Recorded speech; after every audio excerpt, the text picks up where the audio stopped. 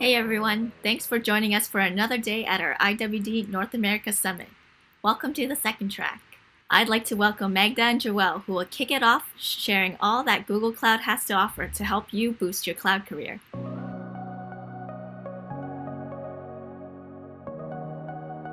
Hello everyone, I'm Magda and I'm the Global Lead for Google Cloud Certification and Digital Badges Go-to-Market. Today's talk is focused on the courage to create your cloud career and what Google Cloud has to offer to help you on this journey, including certifications, skill badges, and recommended learning paths. We'll also talk with Joelle about her experience and advice on earning a Google Cloud certification with tips and tricks for success. Let's take a look at our agenda today. We will provide an overview of Google Cloud learning available and then deep dive on Google Cloud certifications. Then we'll hear from Joelle about her experience and advice in preparing for her Google Cloud certification exam and share some examples of learning paths to help you prepare, including skill badges.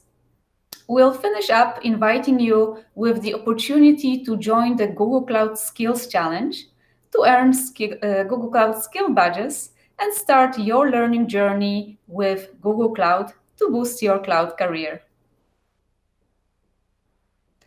So let's get started. Let's take a look at the Google Cloud learning offering to help you grow your cloud career. Growing your cloud skills and developing your career in cloud takes courage. Google Learning provides a comprehensive curriculum, customizable depending on where you are in your journey, combining a range of tools to deliver learning across different modalities.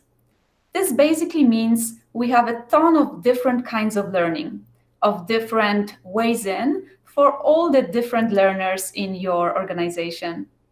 We have the instructor-led training, the on-demand training, some hands-on labs, as well as the Google Cloud certifications validating your knowledge.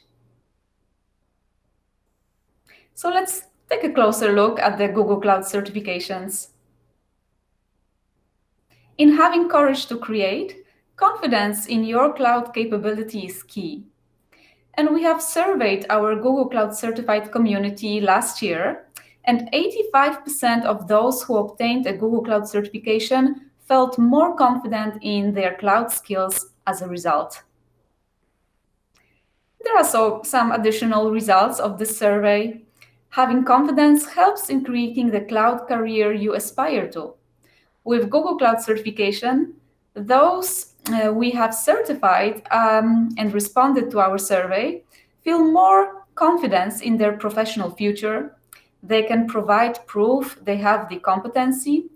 It makes their resume more appealing, and it provides them with that confidence in their cloud knowledge, skills, and experience. Here are some of the benefits you can enjoy when earning your Google Cloud certification. You can proudly display your achievement in the format of a digital badge and a certificate, so showcase your achievement. You can network with other community members who are also certified. And for our professional level certifications, we also offer dedicated swag. So our proficiency and role-based certifications provide you with a benchmark for success. So that's a really great, valuable milestone to aspire to. So finally, let's take a look at the exams in our portfolio. Here are the Google Cloud certifications. You can see we have the exams on the professional level as well as the associate level. What you may notice is that our exams are validating a proficiency on a given job role level. So whether that's data engineer, cloud architect, they all focus around a given job role. And what is really critical for success is a practical experience in a job role. So we invite you to approach these exams when you are ready, when you have the practical experience, ranging from roughly a year of experience to over 3 for our professional exams. And you may wonder, what is the difference? What is the difference in scope of our Google Cloud certifications? And the way I like to explain it is, if we think about the overall customer implementation project, we talk about technical requirements as well as business requirements. And our associate level certification will specifically focus on these technical requirements. In addition to this, for our professional exams, we're also adding this lens of business requirements. So being able to lead a project team through decisions that then apply to the overall customer implementation. A little bit more about our exams.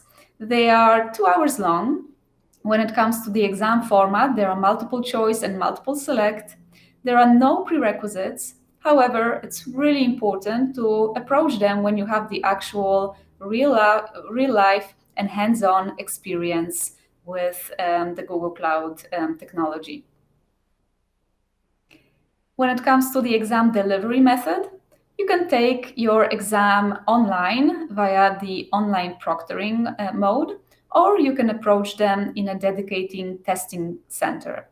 So if you are thinking about the online proctored option, make sure you check the requirements, technical requirements that need to be met beforehand.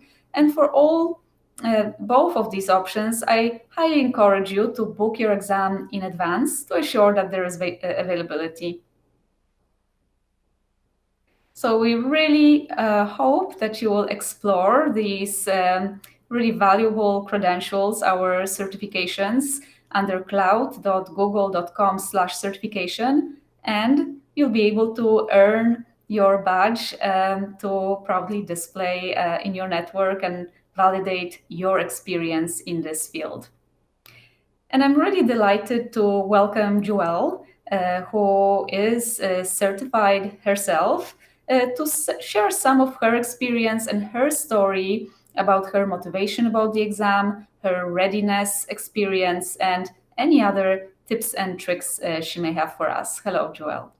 Hello, everyone. My name is Langevine, and I am a solution engineer at Google within Google Cloud. I have 3 Google Cloud certifications: a professional data engineer, professional cloud architect, and associate cloud engineer. And I'm really happy to be here today to share part of my story with you. So the first question for you, what was your motivation to approach the certification exam?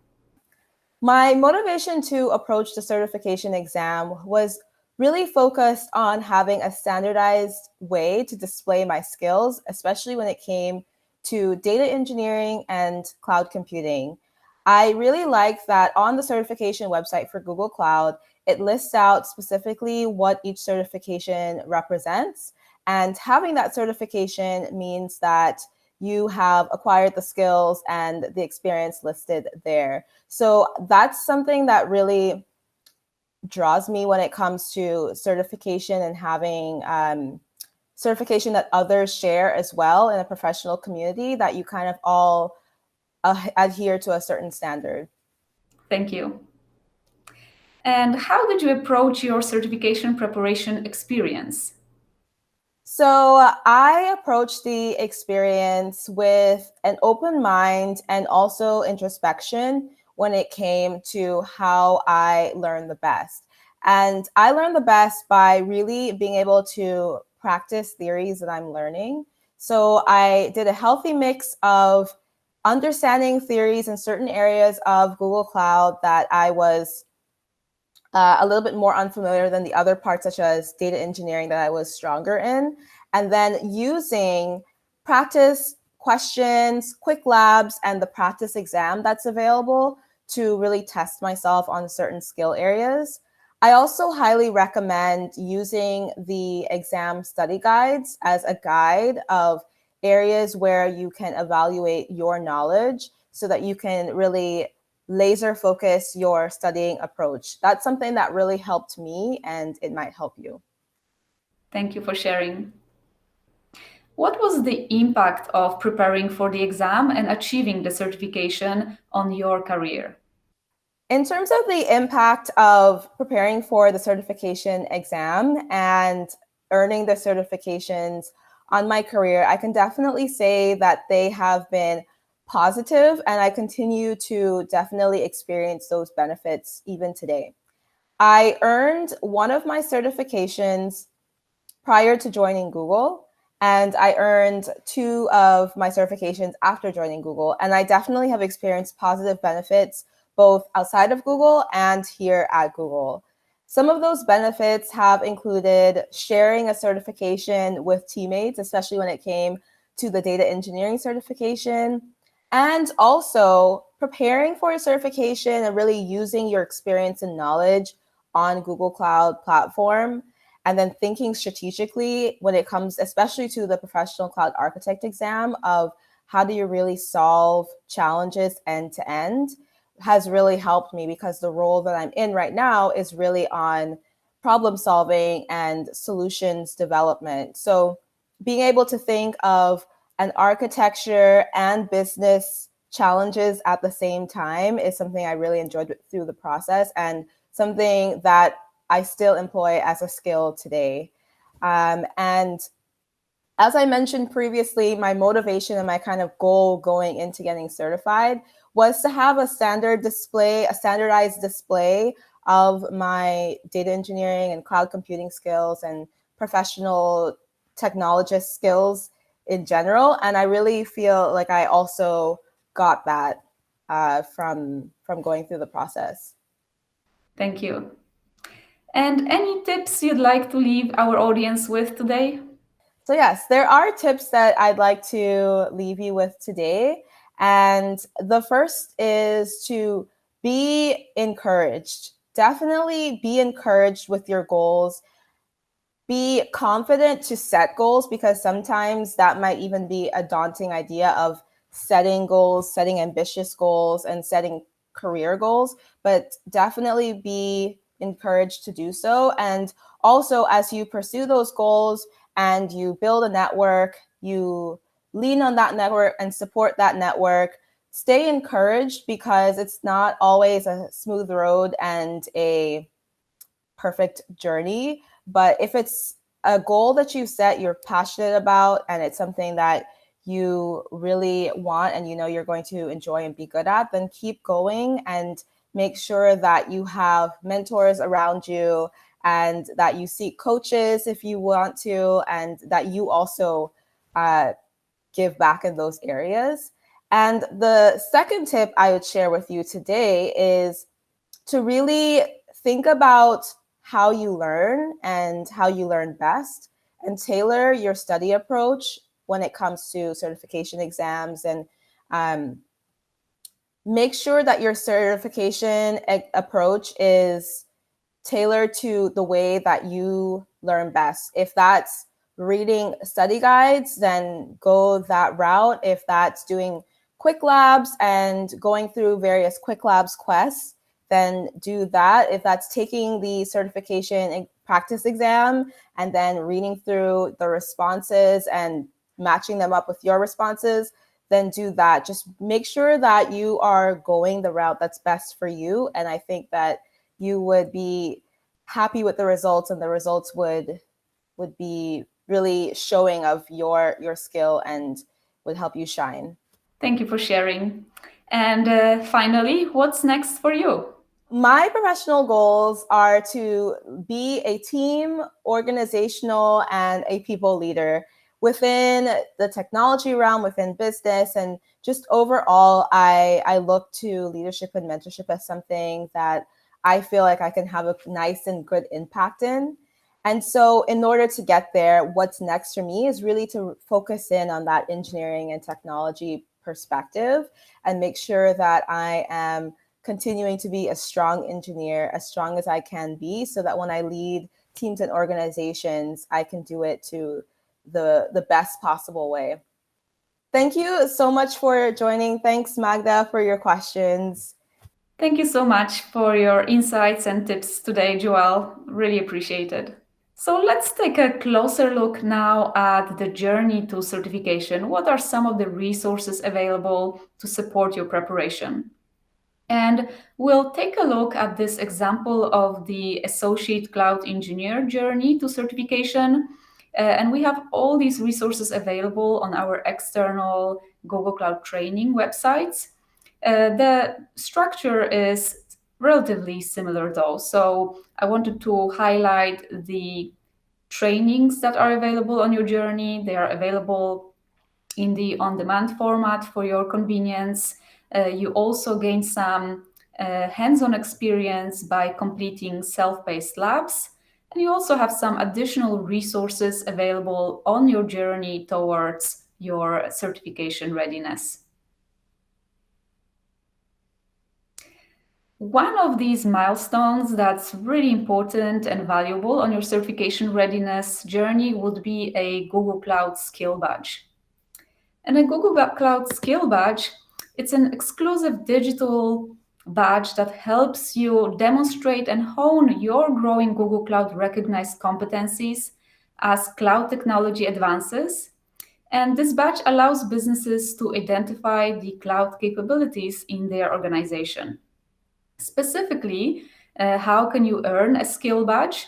The skill badge is earned by completing a series of hands-on labs and taking a final assessment challenge lab to test your skills through the Quick Labs learning platform. You may notice here we have a variety of skill badges available, and more on this is available under cloud.google.com/training/badges. Once you earn your skill badge, we highly encourage you to share it with your network, show it to the world that you have demonstrated the hands-on ability in a given skills area. So we'd like to leave you today with an invitation to join our skills challenge and earn some of these skill badges, hopefully on your way towards certification readiness. And to get us started here, I would like to play this video that introduces the skills challenge. So let's take a look. Are you looking to build and showcase your cloud skills? Want an easy way to show them off? You can now earn skill badges from Google Cloud to demonstrate your growing cloud competencies. Here's how it works. First, you need to join the Google Cloud Skills Challenge. This gives you 30 days of free access to Google Cloud Labs. Then, choose the track you're interested in and get started. Each track has a number of skill badges up for grabs. To earn a badge, you'll need to complete a series of Google Cloud Labs. Then, you'll need to pass a final challenge lab designed to test your skills. Once you've earned a badge, showcase what you've learned. You could add it to your resume and share it with your network. Ready to go? Join the Google Cloud Skills Challenge today and start earning your skill badges. We hope you enjoyed the video. So we leave you with this call to action to visit the website g.co/cloud/skills challenge to start your journey towards cloud skills, enhancing your cloud career, and hopefully achieving a certification as well. Thank you so much for your attention today.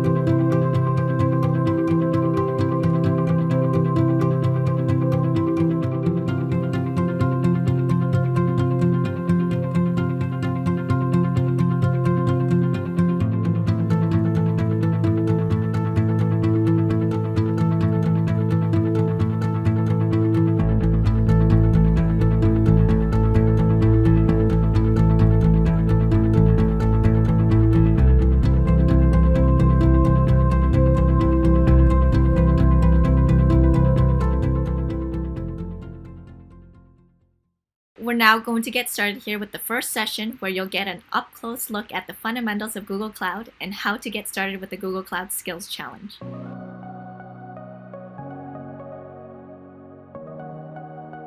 Welcome to Cloud on Air, webinars from Google Cloud.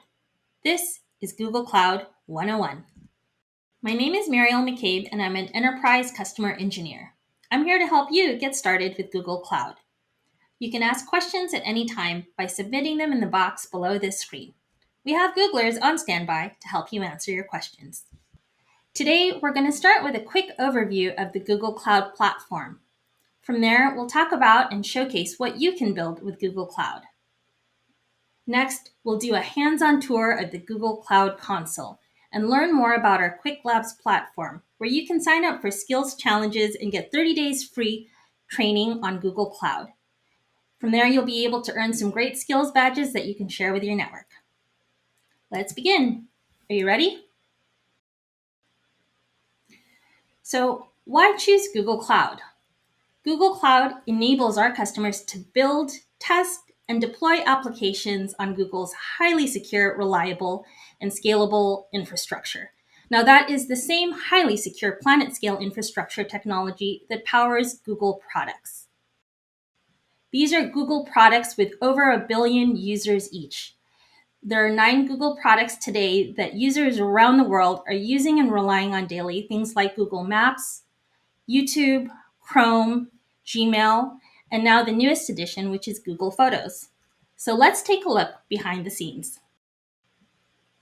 A day in the life at Google.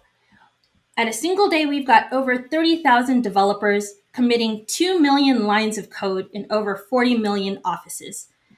This is to build and run the same applications using the tools and technology available to you with Google Cloud.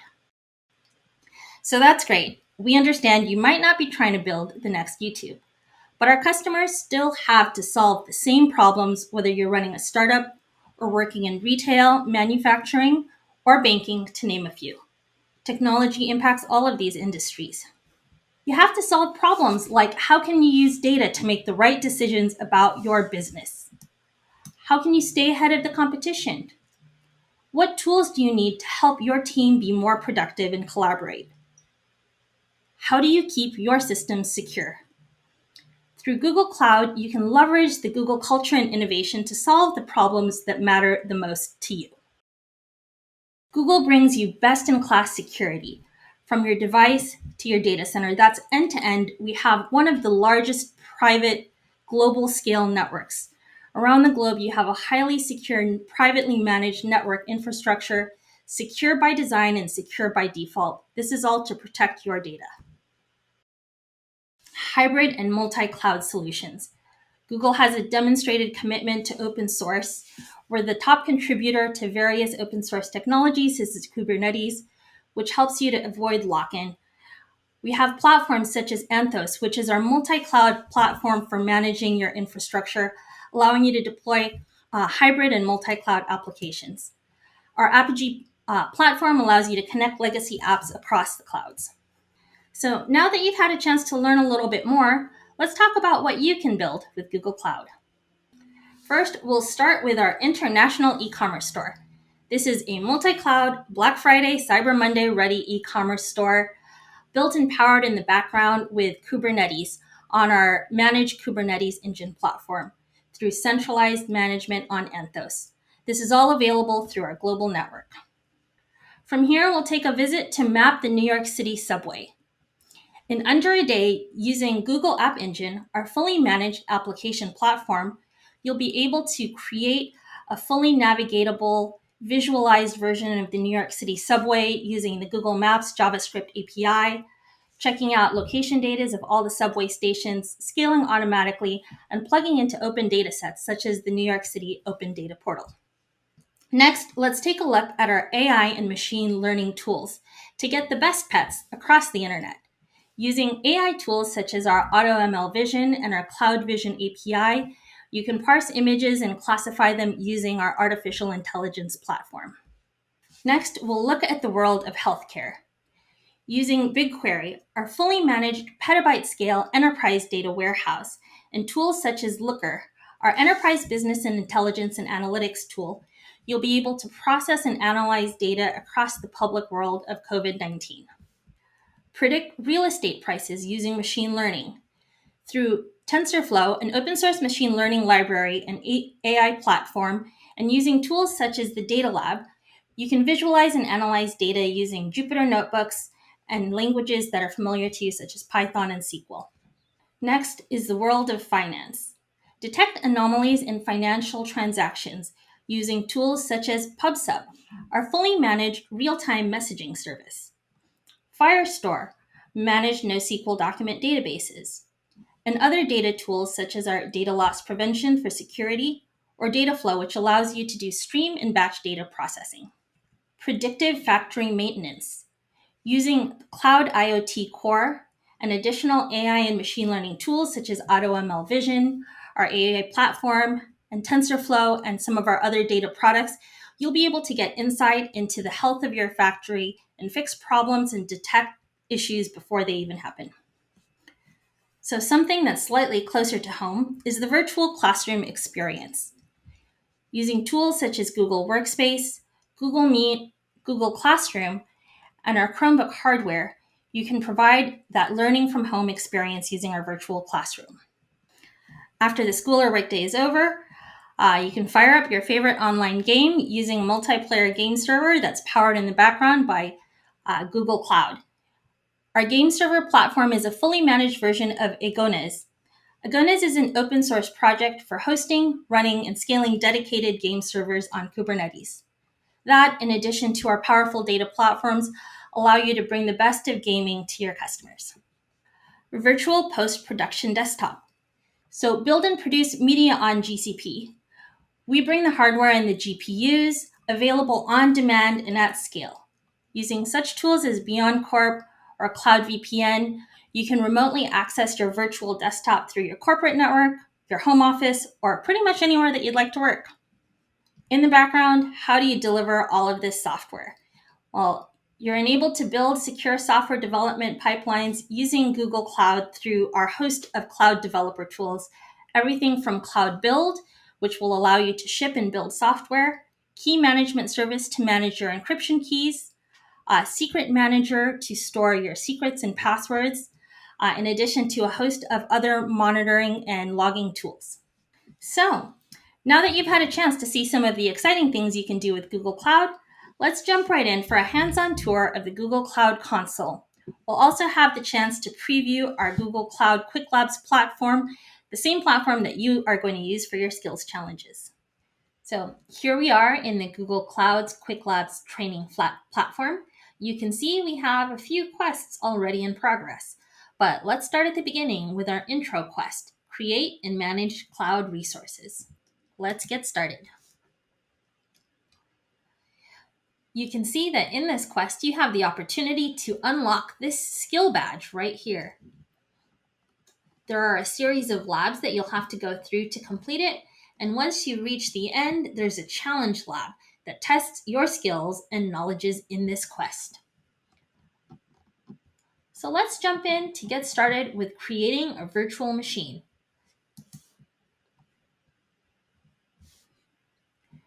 When you launch this lab, we'll actually create an entire temporary environment for you in the background. This allows you to get hands-on with the console through our training platform without having to worry about creating an account beforehand. So let's dive right in and get started.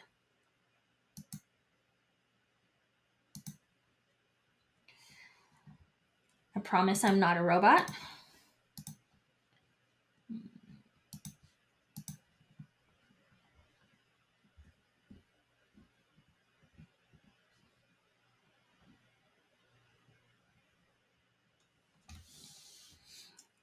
Now we're ready to go. Once your lab environment is created, the countdown timer kicks off. So you'll be racing the clock to complete all of the process in this lab. Let's get going.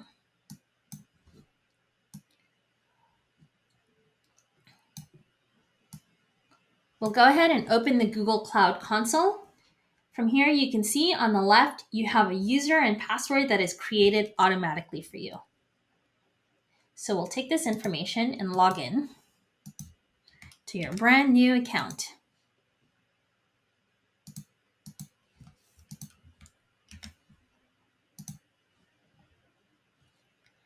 After going through a few of your initial terms and conditions, we'll be ready to roll and get started.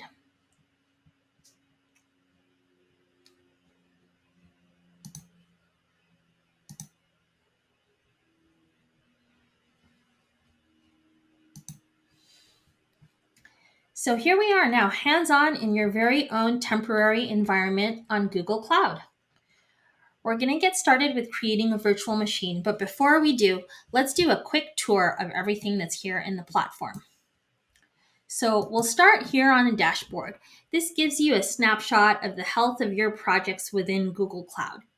It also gives you a few details about how to get started, along with a summary of your billing, monitoring, and any other important information. On the left side, we have a menu of all of the common options. You'll start with your common administration tasks from your security and compliance features, all the way up through some of these compute options that we talked about before, things like your compute engine for virtual machines, fully managed Kubernetes through Google Kubernetes Engine, and serverless through Cloud Functions and Cloud Run, our serverless container platform. If you move on down the row, you have your storage options, everything from file-based storage through a suite of database options, networking configuration, important operations tools for monitoring the health of your account, and a ton of developer tools such as our cloud build tool, things like your container registry, your API platforms, and on to some other exciting features with our big data tools, things like BigQuery, Looker, industry-specific solutions, our artificial intelligence, and other things like the game server and partner solutions as well. So the clock is ticking, so let's jump right in and find out what our next task is in this challenge. So moving right along, our first task is to create a new virtual machine instance from the Cloud Console. There are various ways of being able to interact with the Google Cloud Platform, from our guided tour within the console through a host of developer tools. So let's start from here. We'll jump into our compute engine.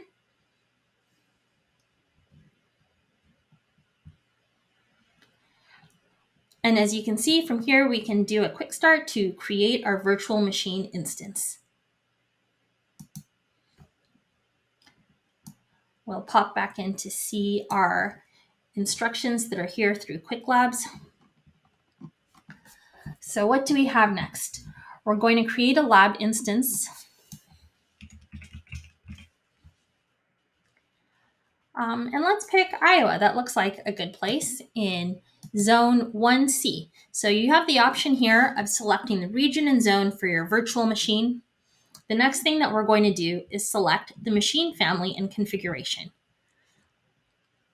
You can see we've got a variety of different types of machines, whether you want a general purpose machine, something that is optimized for compute, for memory, or GPU. So let's go ahead and stick with this first generation. In addition to all of our pre-built machines, if you wanted to customize your machine type with the memory and the number of vCPUs, Google Cloud lets you customize down to the detail as far as what you need for your purpose. So we're going to go ahead with the N1 series and 2 vCPUs.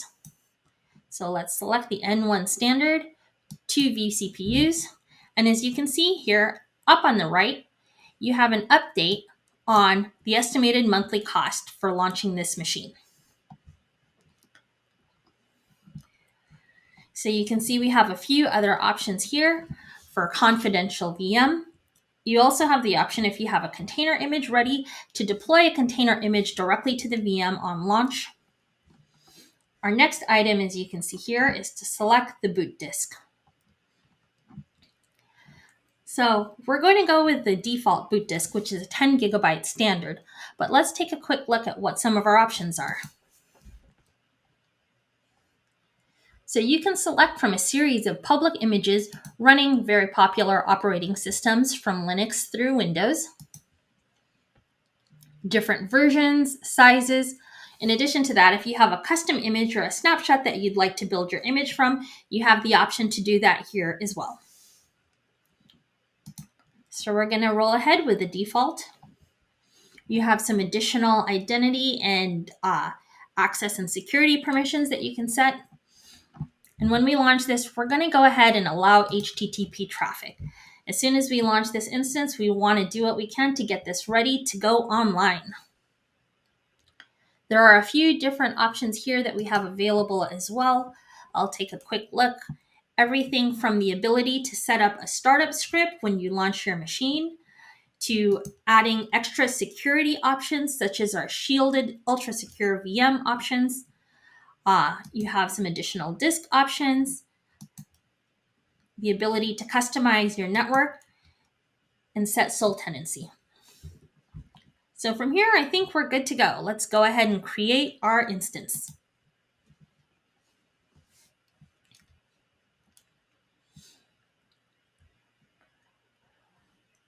While this is running, you can see we have an information panel here on the right with some additional documentation and information about Compute Engine, about your project, various interactive guides, but we'll go ahead and close this out while this launches.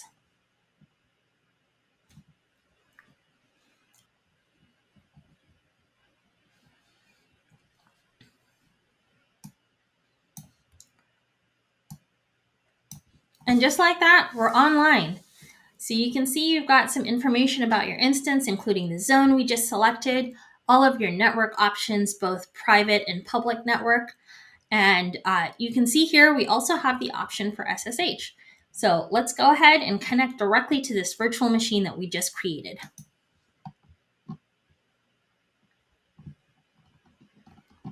So here we're establishing a secure connection to this virtual machine. And this is privately secured through the security permissions that we have available to your user in Google Cloud. And just like that, we're here on the command line on that instance that we've just created. So let's see what our next task is in this quest. All right, install an Nginx web server. So we'll get this up and running so that we can bring this server online to the world.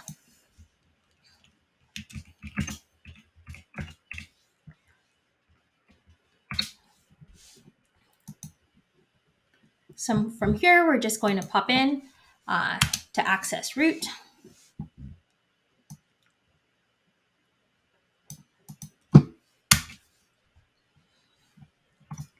And let's do some updates.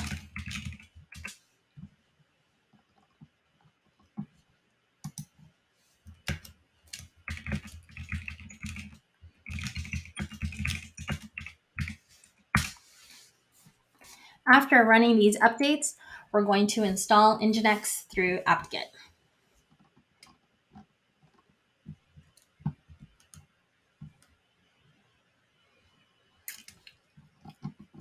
All right, so it looks like everything went through successfully. Let's just do a quick verification.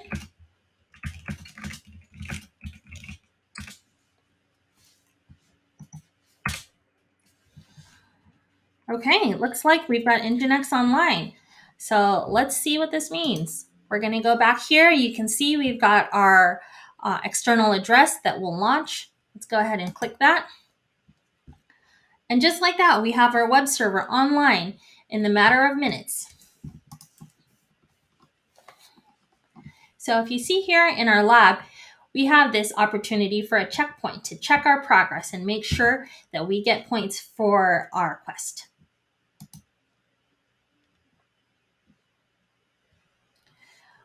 All right, this is a success. You can see our points have updated.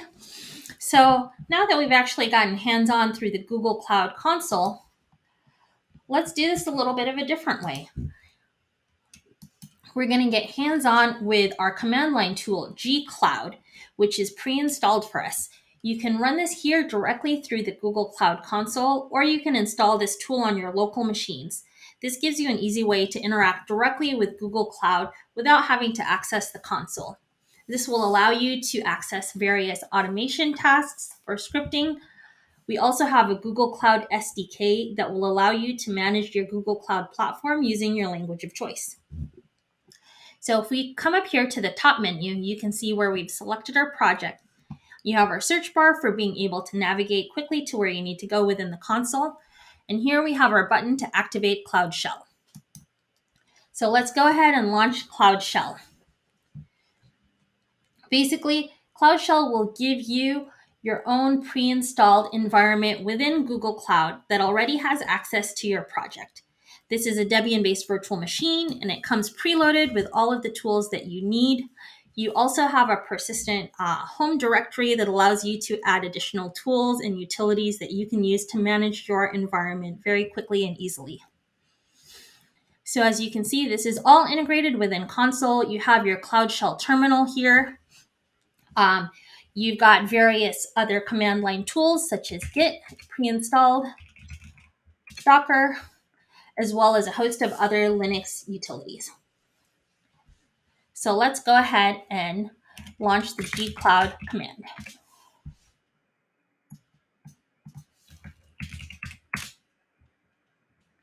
As you can see, if you run gcloud help, there are a series of help utilities built in so that you can learn which commands that you need to run to be able to administer your projects. And so what we're going to do is actually create another virtual instance, but instead of using the console, we're going to do this directly through the gcloud commands on our command line.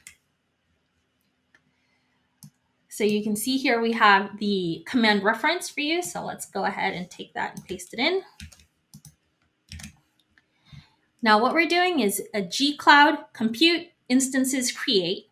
So you can kind of see what we're about to do. We're going into the compute, creating a new instance. This one we're going to call GCE Lab 2.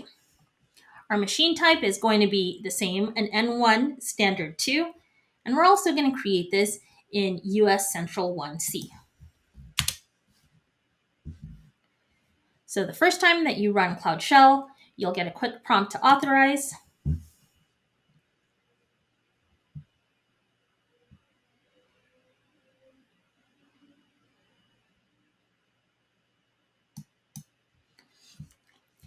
And as you can see here by the output, we've successfully created a new instance. So let's come back up here and you can see we've got now our GCE Lab, which we created in the first task, and GCE Lab 2, which we created in the third task. So let's go back in here and check our progress.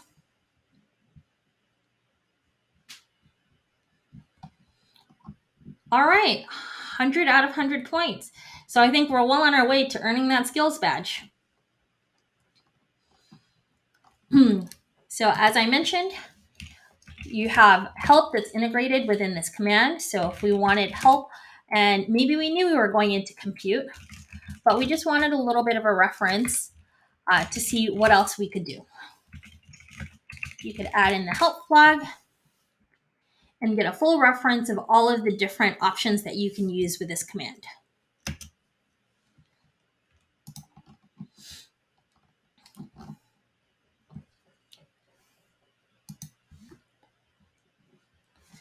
So congratulations, we've got plenty of time left on the clock. We were able to create 2 instances using 2 different methods here through Compute Engine within Google Cloud. Give yourself a hand. Now that you've had a chance to get a direct look at the Google Cloud Platform, Google Console, and the Quick Labs platform, let's take a look at a quick video to learn more about the Skills Challenge. Are you looking to build and showcase your cloud skills? Want an easy way to show them off? You can now earn skill badges from Google Cloud to demonstrate your growing cloud competencies. Here's how it works. First, you need to join the Google Cloud Skills Challenge. This gives you 30 days of free access to Google Cloud Labs. Then, choose the track you're interested in and get started. Each track has a number of skill badges up for grabs. To earn a badge, you'll need to complete a series of Google Cloud Labs. Then, you'll need to pass a final challenge lab designed to test your skills. Once you've earned a badge, showcase what you've learned. You could add it to your resume and share it with your network. Ready to go? Join the Google Cloud Skills Challenge today and start earning your skill badges. Welcome back. So just to recap, you can start your Google Cloud Skills Challenge today. For the next 30 days, you'll have access to 30 days of training. You can choose your challenge track, race the clock, and earn your skill badges. Choose your own adventure. There are 4 different skills challenge tracks: getting started, data analytics, hybrid and multi-cloud, and ML and AI. Or if you're up for the challenge, sign up for all 4 and collect every badge. Again, thank you for joining us today. Today, we had a chance to do an overview of Google Cloud. We showcased some of the great things that you could do on Google Cloud Platform. From there, we took a hands-on look at the Google Console and Quick Labs. I think you've got everything you need to be ready to start your skills challenge. Thank you for tuning in. Please visit cloudonair.withgoogle.com for more hands-on learning, training, and demos from Google Cloud experts. We'll see you next time.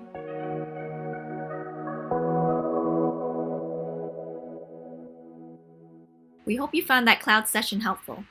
Now, we're going to take a 15-minute break, so feel free to stretch, move around, grab a snack or even a drink, and we'll see you back here shortly.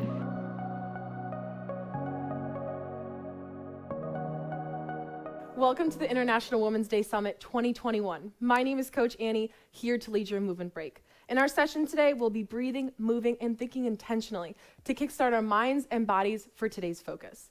No matter where you are in your fitness journey, be proud of yourself for being willing to participate and dive into some movement with me.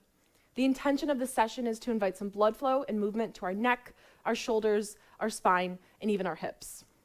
And of course, taking a nice little break from our desk or wherever you've been doing work this past year. I like to start each session with a theme. So today the theme is the power of human connection. There's links between connecting with others, whether it's talking on the phone or online, however you connect with others in longevity of life.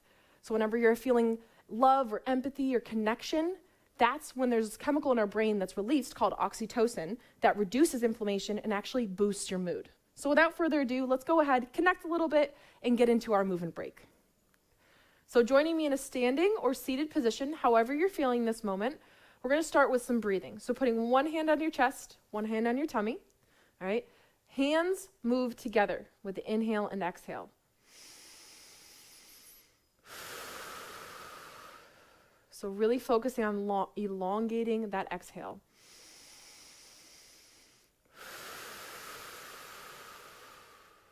You can breathe with your mouth open or closed.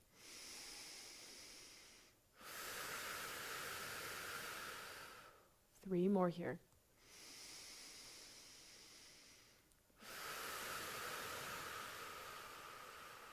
Relaxing those shoulders.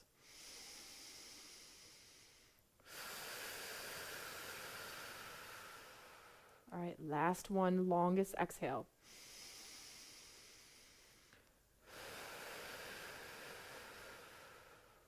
All right, moving now to our neck. We're going to go into neck circles. So it doesn't matter which direction you start with, but dropping that same ear to that same shoulder, thinking about your head drawing a big circle in the sky. Body is just feeling weightless here. Relaxing that jaw.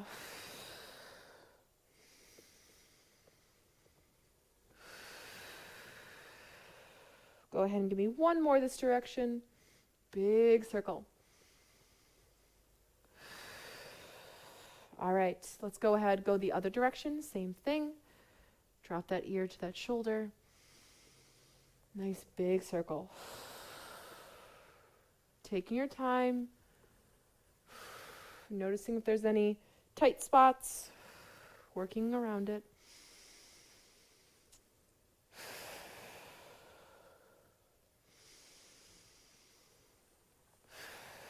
Last one here.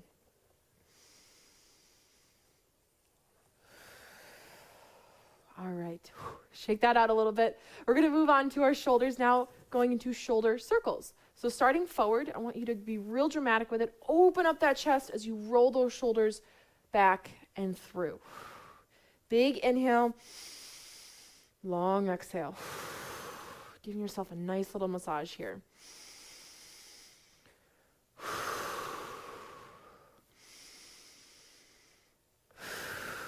Last one this direction. All right, let's balance that out. Go in reverse. Go back now. Open up that chest. Give me 2 more here.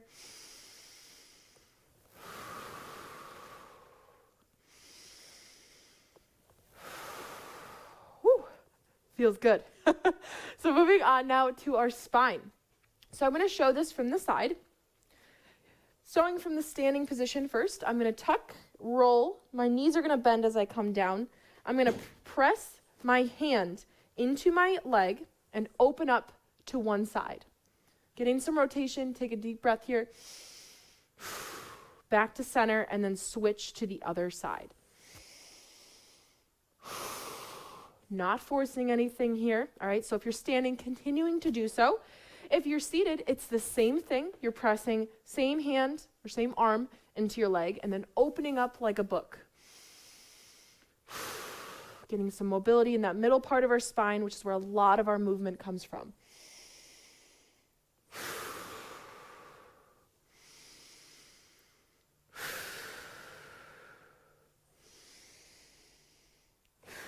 Go ahead and give me 1 more each direction. Noticing with each rep, if you're able to get a little bit more rotation. All right, awesome. So moving on now to our hips, we're going to go into a hip shift. All right, so thinking, using your imagination, if you're standing, you're going to send your hips back like you're sitting in a chair. All right, so send one hip back. You're going to go ahead, reach for that foot, and then drive through the heel as you come back up. All right, so alternating side to side here. You're going to sync up your breath. Inhale down, exhale, back up. So if you're standing, continuing to do so. If you are seated, a little bit different here. Right, you're going to shift, so one knee comes forward, the other knee comes back. You're going to reach for that opposite foot and then come back up and then switch to the other side. So opening up this back hip. All right, either you're standing or seated, same thing here, mobilizing that hip a little bit. This is a great way, if you're going for a walk or a run and you're just feeling really tight in your hips, this is a great way to open up. All right, give yourself a little bit more mobility. Go ahead and give me 1 more each side. Last one here. All right, beautiful. Last thing we're going to do for the day. Some cactus arms. All right, so really opening up that chest, relaxing that neck just a little bit more. Meet me with your hands down to your sides. Give me a big inhale up. Grab those imaginary ropes and then exhale. Bring those fists to your shoulders. All right, give me 3 more here. Inhale up. Exhale down. Elongate that exhale. Bring it up. And down. Last one here. Inhale up. And exhale down. All right, awesome. Go ahead, make your way back to your seat or your desk. All right, I hope this movement break has your mind and body prepped. Let's go ahead, go down to our neck, going to some yeses, no's, and I don't knows. So starting off with some yeses here, going up and down, not forcing anything, just let your body feel weightless. Breathing it out.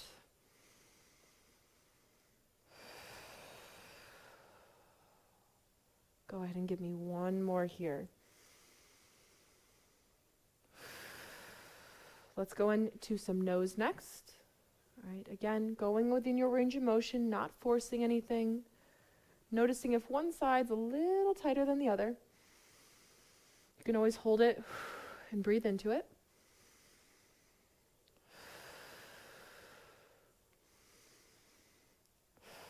One more each side. All right, last piece here. I don't know, so dropping same ear to same shoulder, side to side here. Trying not to shrug up your shoulder, but meeting your head to your shoulder instead.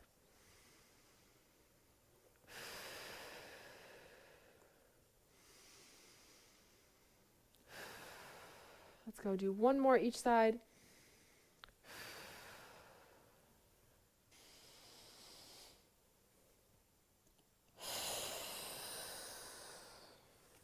All right, so if you're standing, keep going into those tuck and rolls. For those who are seated, it's the same idea, but if you want to keep your legs there to lead as some guidance for your chest, or if you want to bring your legs apart so you can go a little bit further down, that's up to you, but tucking, rolling, allowing those arms just to be weightless, and then roll back up here.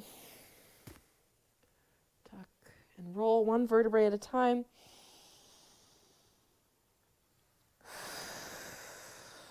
Go ahead and give me 3 more here.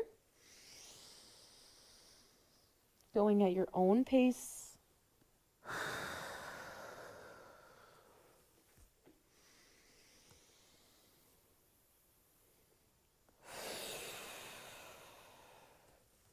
right, last one here.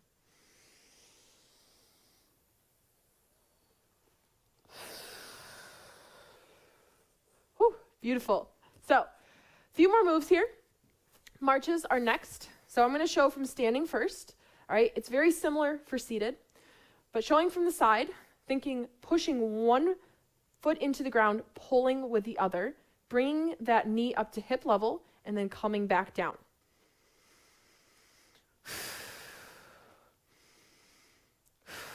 All right, for those of you who are seated, same idea here.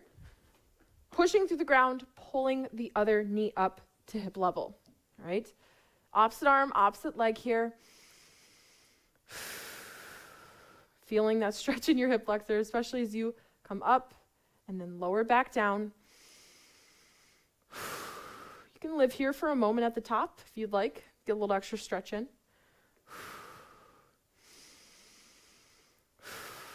Go ahead and give me one more each side. Last one here. All right, beautiful. So last movement for the day, we're going to go into some cactus arms, opening up that chest a little bit, relaxing that neck even more. All right, so joining me with your hands to your sides, give me a big inhale up. Once those arms are up over your head, pretend you're pulling down imaginary ropes as you exhale. Long exhale. 3 more here. Inhale up. Exhale down. Bring it up again. And down. Last one here. Longest exhale. And down. All right, awesome. Making your way back to your seats, all right, and back to your desks. I hope this movement break has your mind and body prepped to take on the day.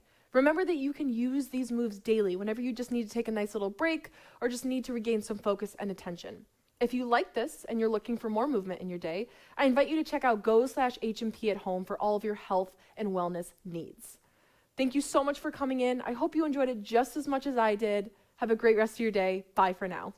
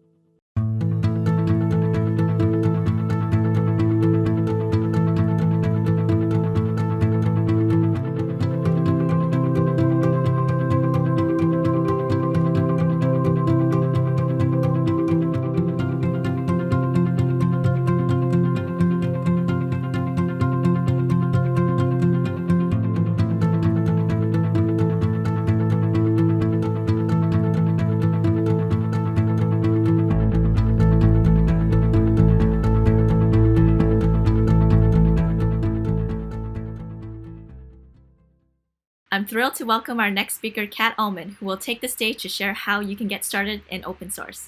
Welcome, Kat.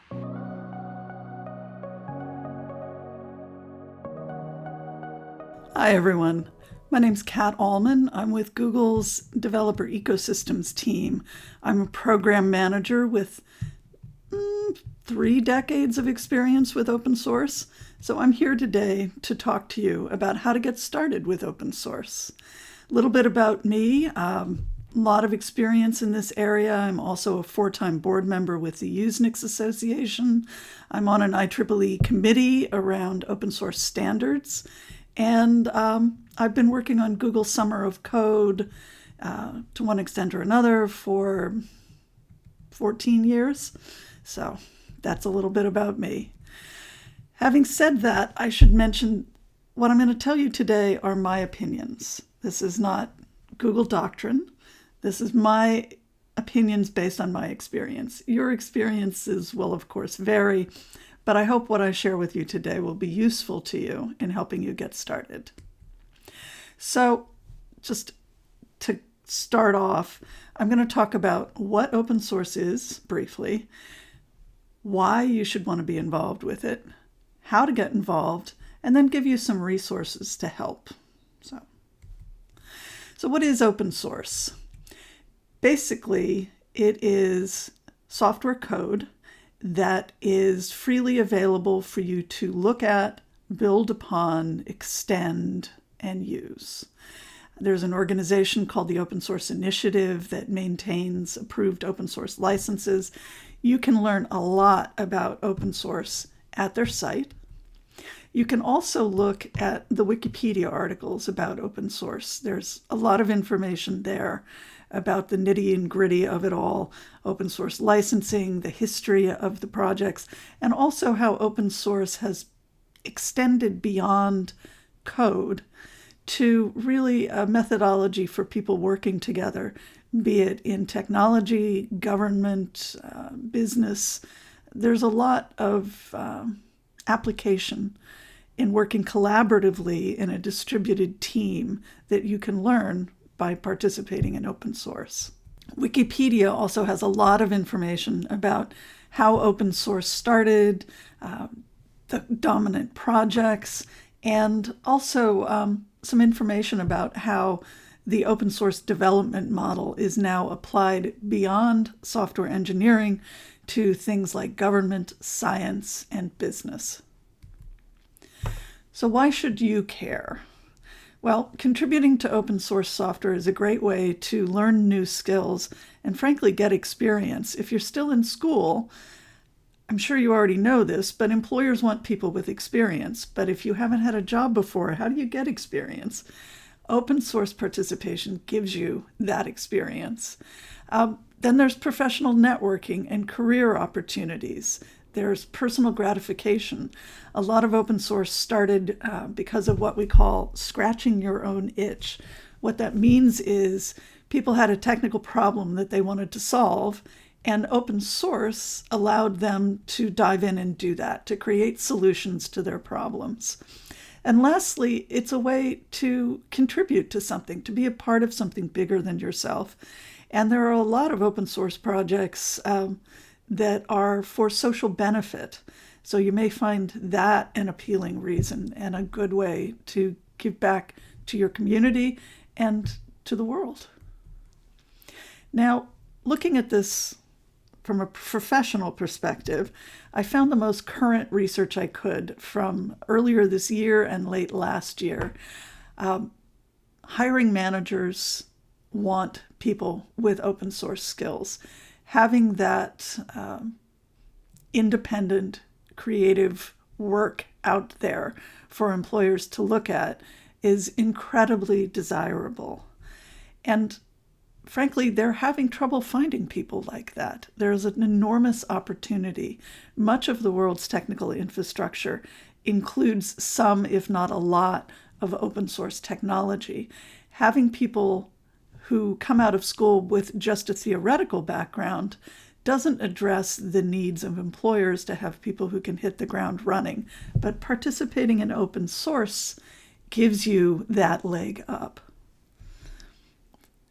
There are lots of misconceptions about open source, as well as some things that are true. The main misconceptions is that open source is only for coders, and not just coders, but the crazy smart superstar coders, and that all of those people are men. This is not true. The truth is, open source needs people who are self-starters. It's really an independent study situation. I'll get into that in a minute. At least initially, it's a volunteer effort. More and more companies are paying people to contribute to open source. But certainly when you're starting out, you need to look at it as self-development.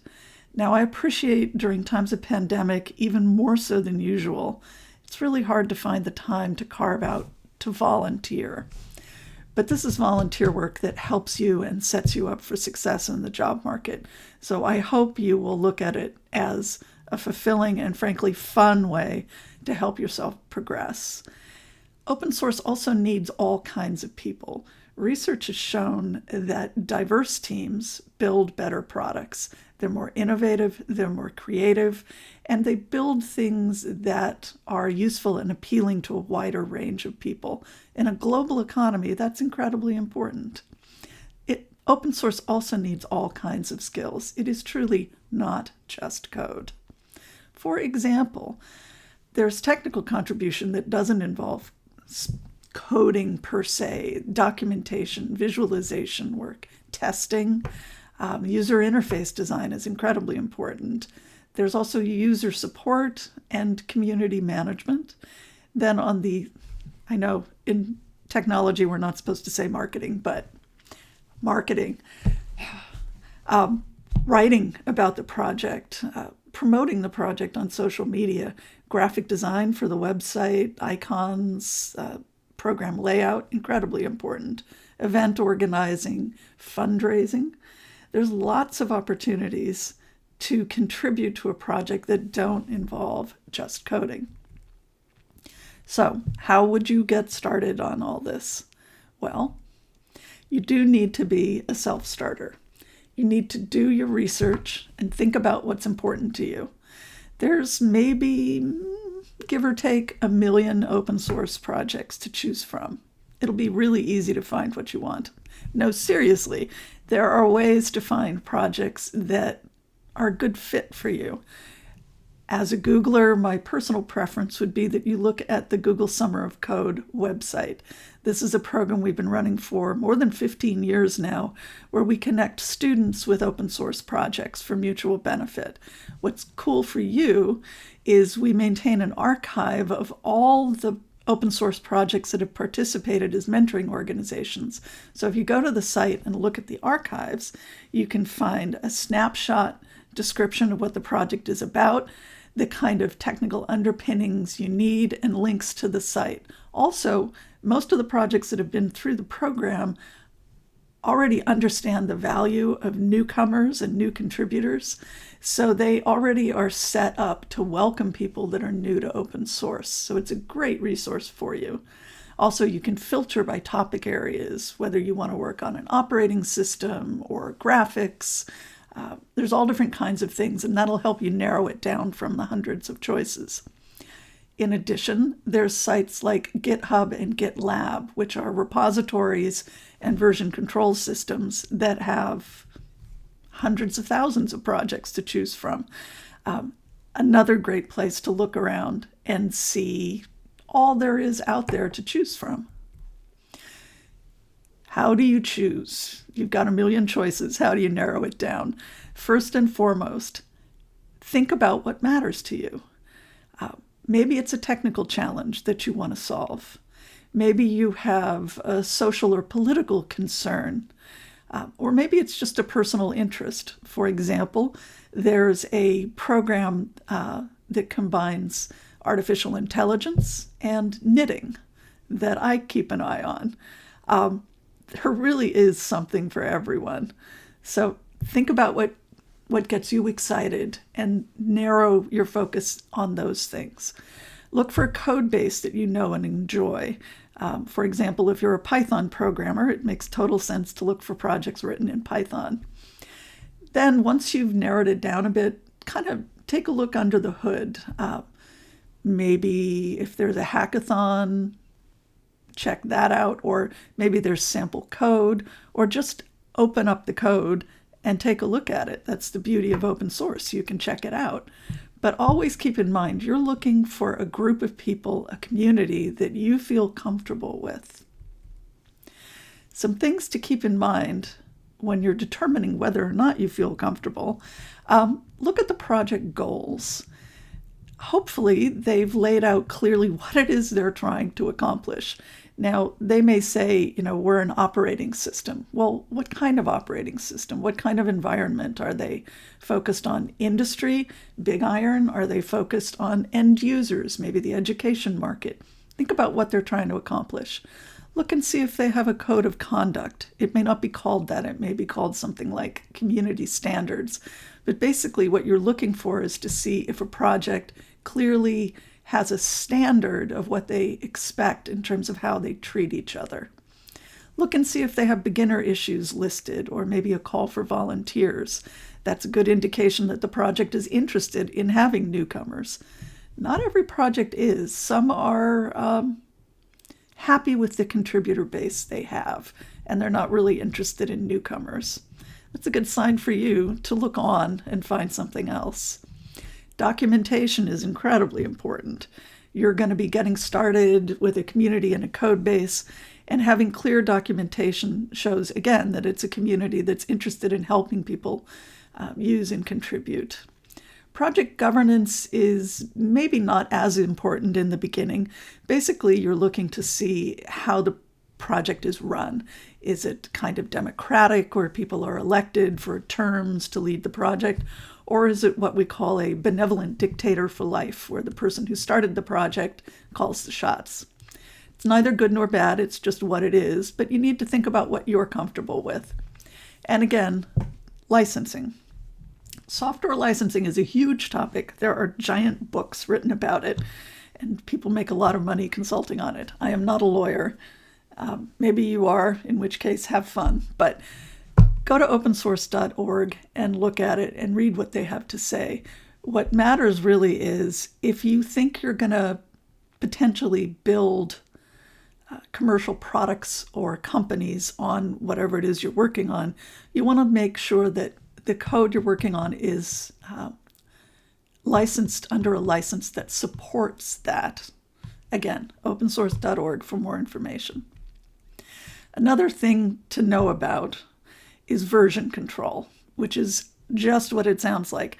It's a system of keeping track of the most current version of the code, what people are working on, which parts, just maintaining order. Most often nowadays, the version control system that you'll run across is called Git.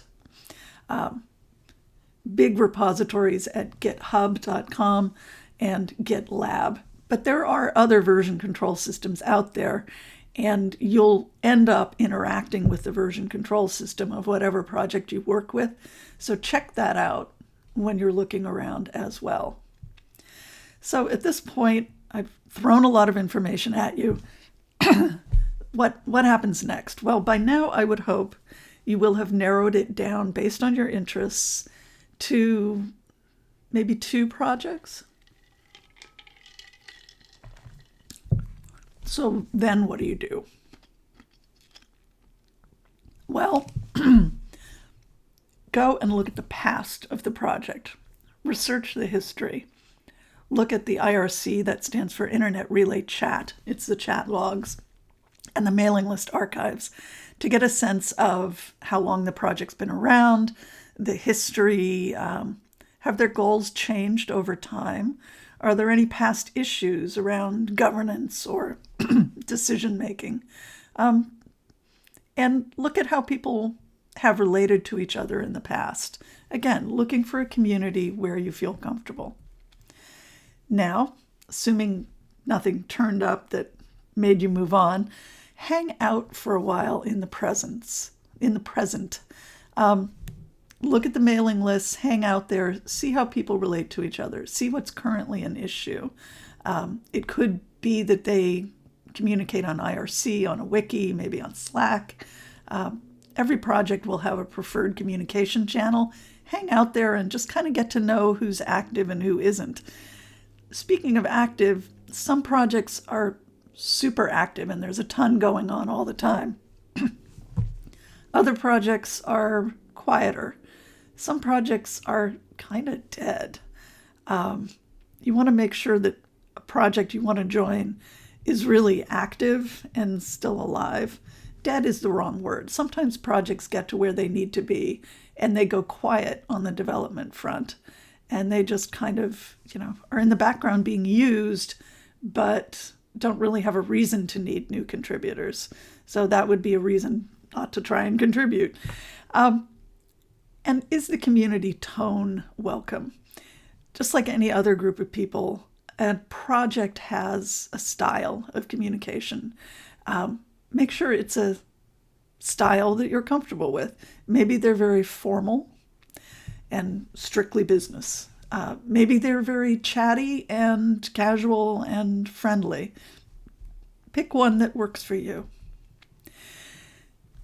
So far at this point, hopefully you've found a community that makes you happy and you're excited to contribute to.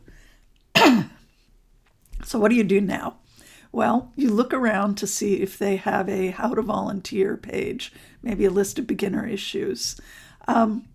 You've been hanging out for a while, so you've gotten to know some of the issues. Maybe answer a question on the list or point out or fix typos on the site or documentation. If you're a coder and you find a bug, file a bug report. This link is to a really useful tutorial on how to submit a bug report. A good bug report shows, will gain you respect, let's say, and will make it more likely that your code contributions, assuming you're submitting a patch, will be contributed back into the code base. Some things to be aware of. There are communication best practices that you need to be aware of because the internet is forever. How you present yourself online is going to follow you in your career.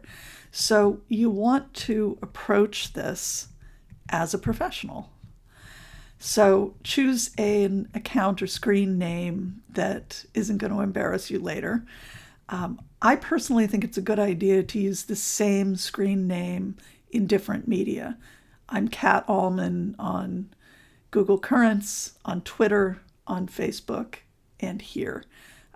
Because at this point in my life, I'm building a reputation and it helps me to make it easier for people to follow what I'm doing. Something to think about. Super important, mirror the style of communication. This is basic behavioral science. We all instinctively do this with babies. They smile, you smile back. Same thing with the community online. If people are formal, be formal. If people are casual, be casual. And last but not least, and I shouldn't have to say this, but what the heck, avoid text speak. Generally in a professional situation, you will spell out complete sentences, use punctuation. Think of it as you're doing an email to a professor, not to your best friend.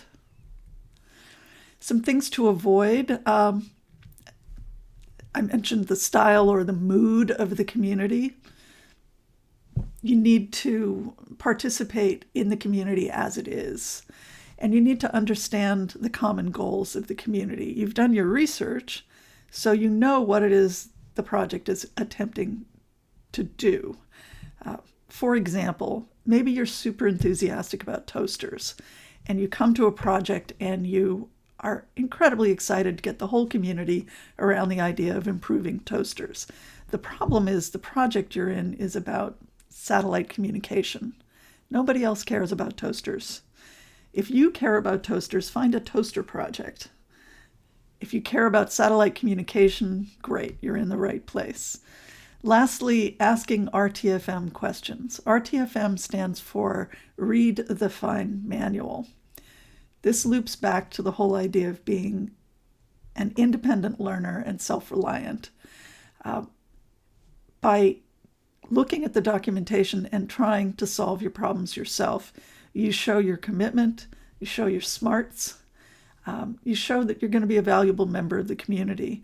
So say you have a problem and you've read the documentation and you still can't figure it out. It's a good idea to couch your question as, I have the following issue, I've done the following things to try to find the answer, and I'm still stuck. I think maybe it's related to X. Can anyone confirm that it is or it isn't? That shows that you're not just going to be a drag on the community, but that you're trying to help yourself, and that will increase the odds that people will respond quickly and helpfully. I don't want to scare you, though. I mean, most projects, there are people online who will be quick and helpful. There are some things to keep in mind as a woman to head off problems. For one thing, you might consider using a gender-neutral username. That isn't as much of an issue as it used to be back in the day, but it's also a privacy concern. Maybe you don't want people to be able to find you too easily. So using like your first initial and last name or some combination like that is a good way to just to head off any issues. An issue may arise. A lot of people are socially awkward and say things that are really dumb. Please try and assume that people are awkward and stupid as opposed to mean and trying to drive you away. Sometimes that's hard. Somebody says something hurtful or gendered or just rude. It's hard not to assume that they're being jerks. If they are being a jerk, please remember, open source projects need new contributors. They need diverse contributors. They need female contributors, especially.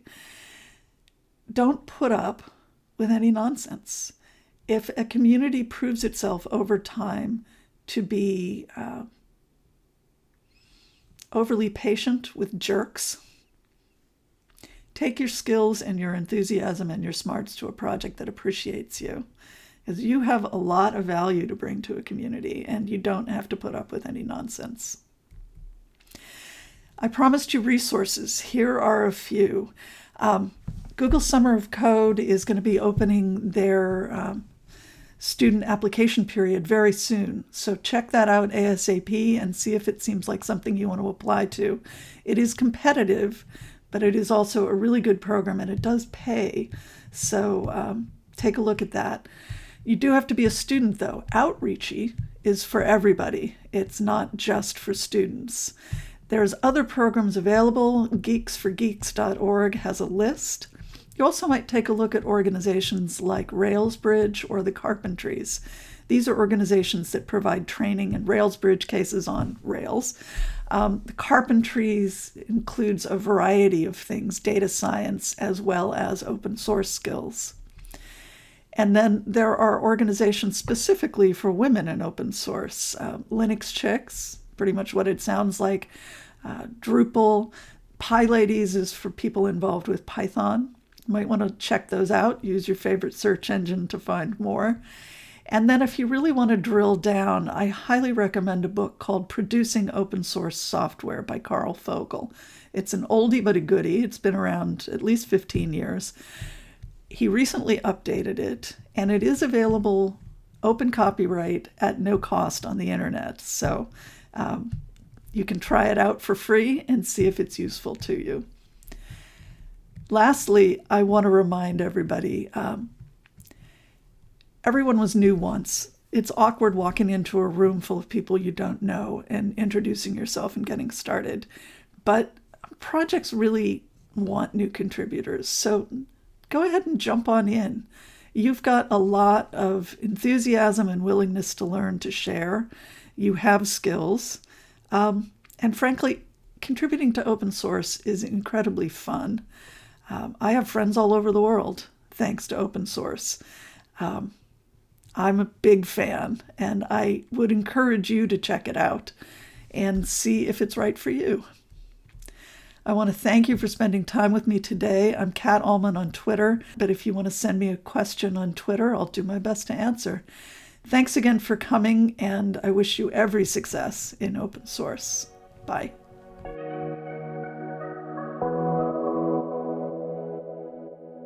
That was a great talk. Thank you so much, Kat. This is a perfect segue into our next talk with Diana Rodriguez, who will be sharing how she used tech for good in her most recent project.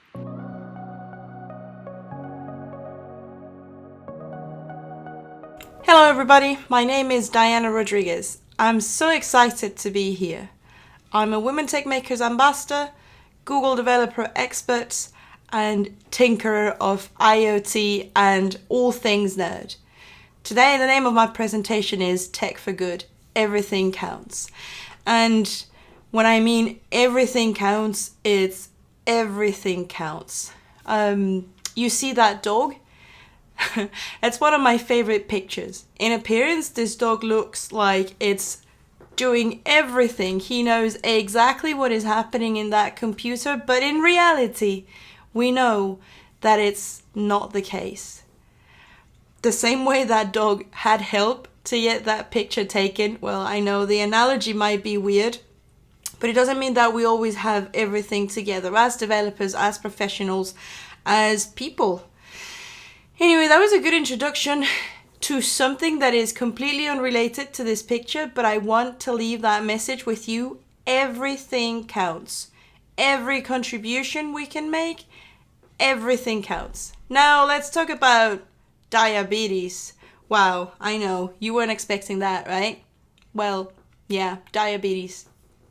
I am type 1 diabetic, and I was diagnosed nearly 3 years ago, and when I heard the news and all the information I had to consume in such a short period of time, I felt like this.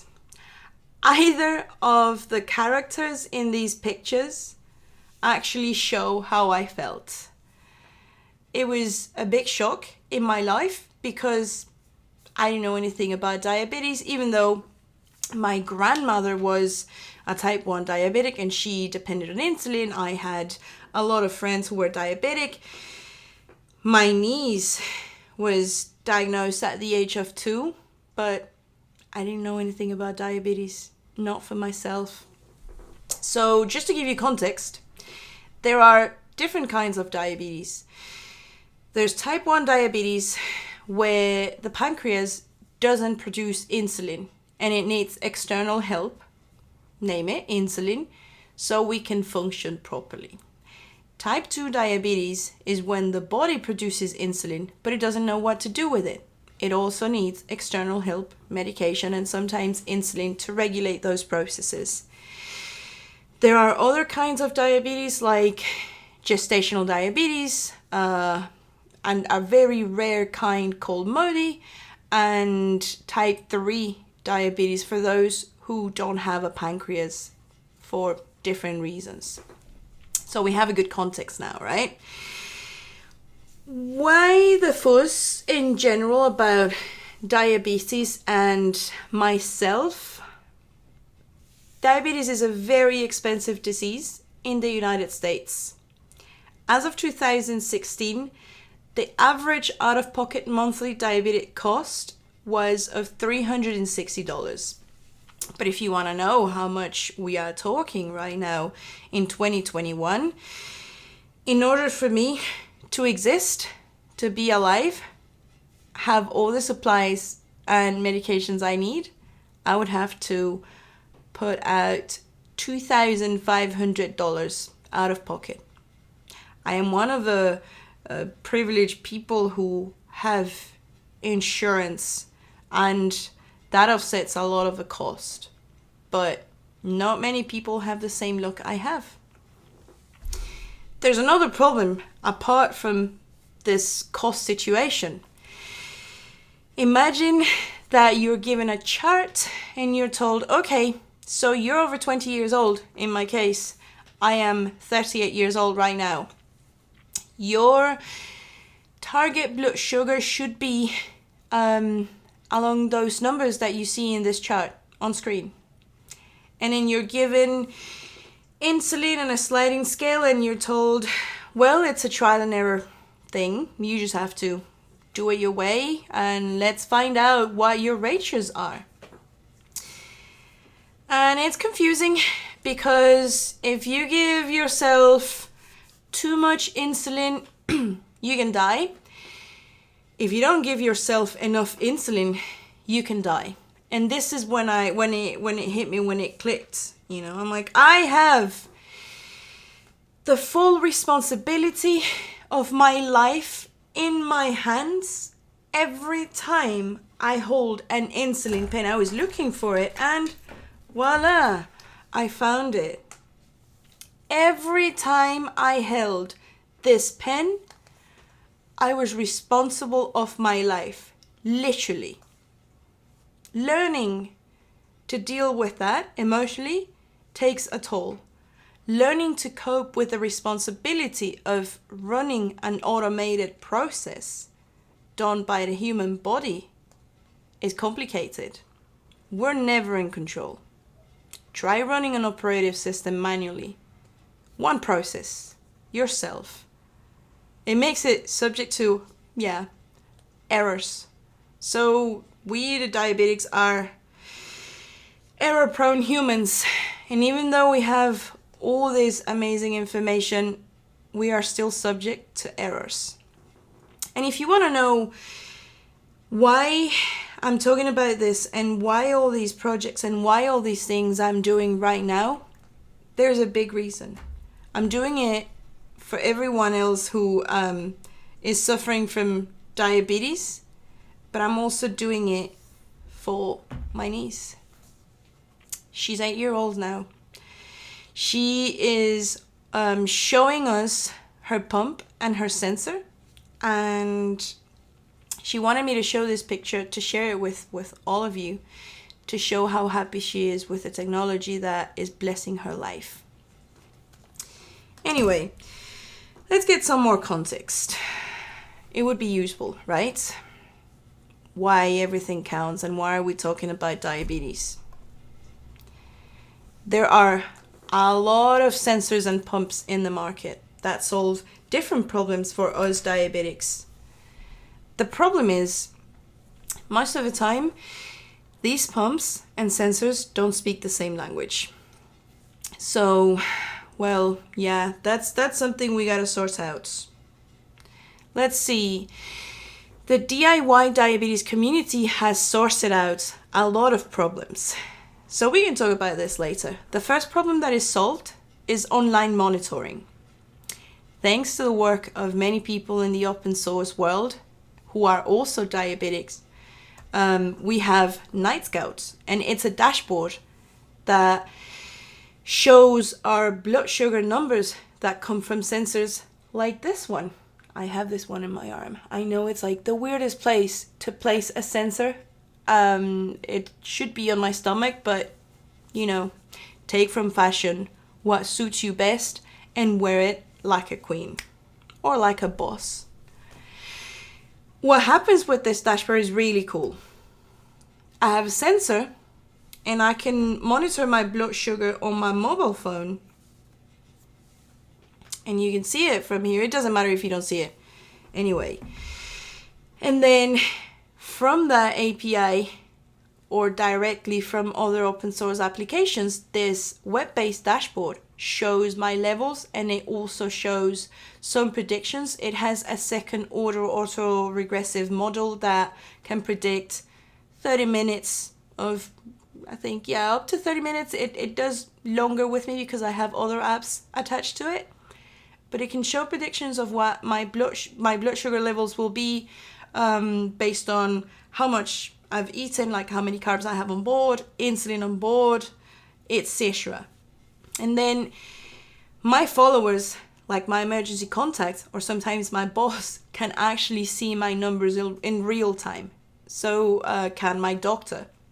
And based on these predictions, I can make better bolusing decisions.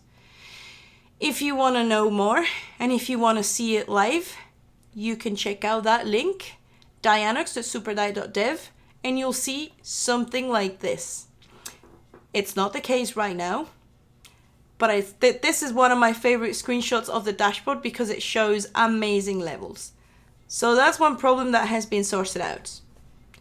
The second one is automation.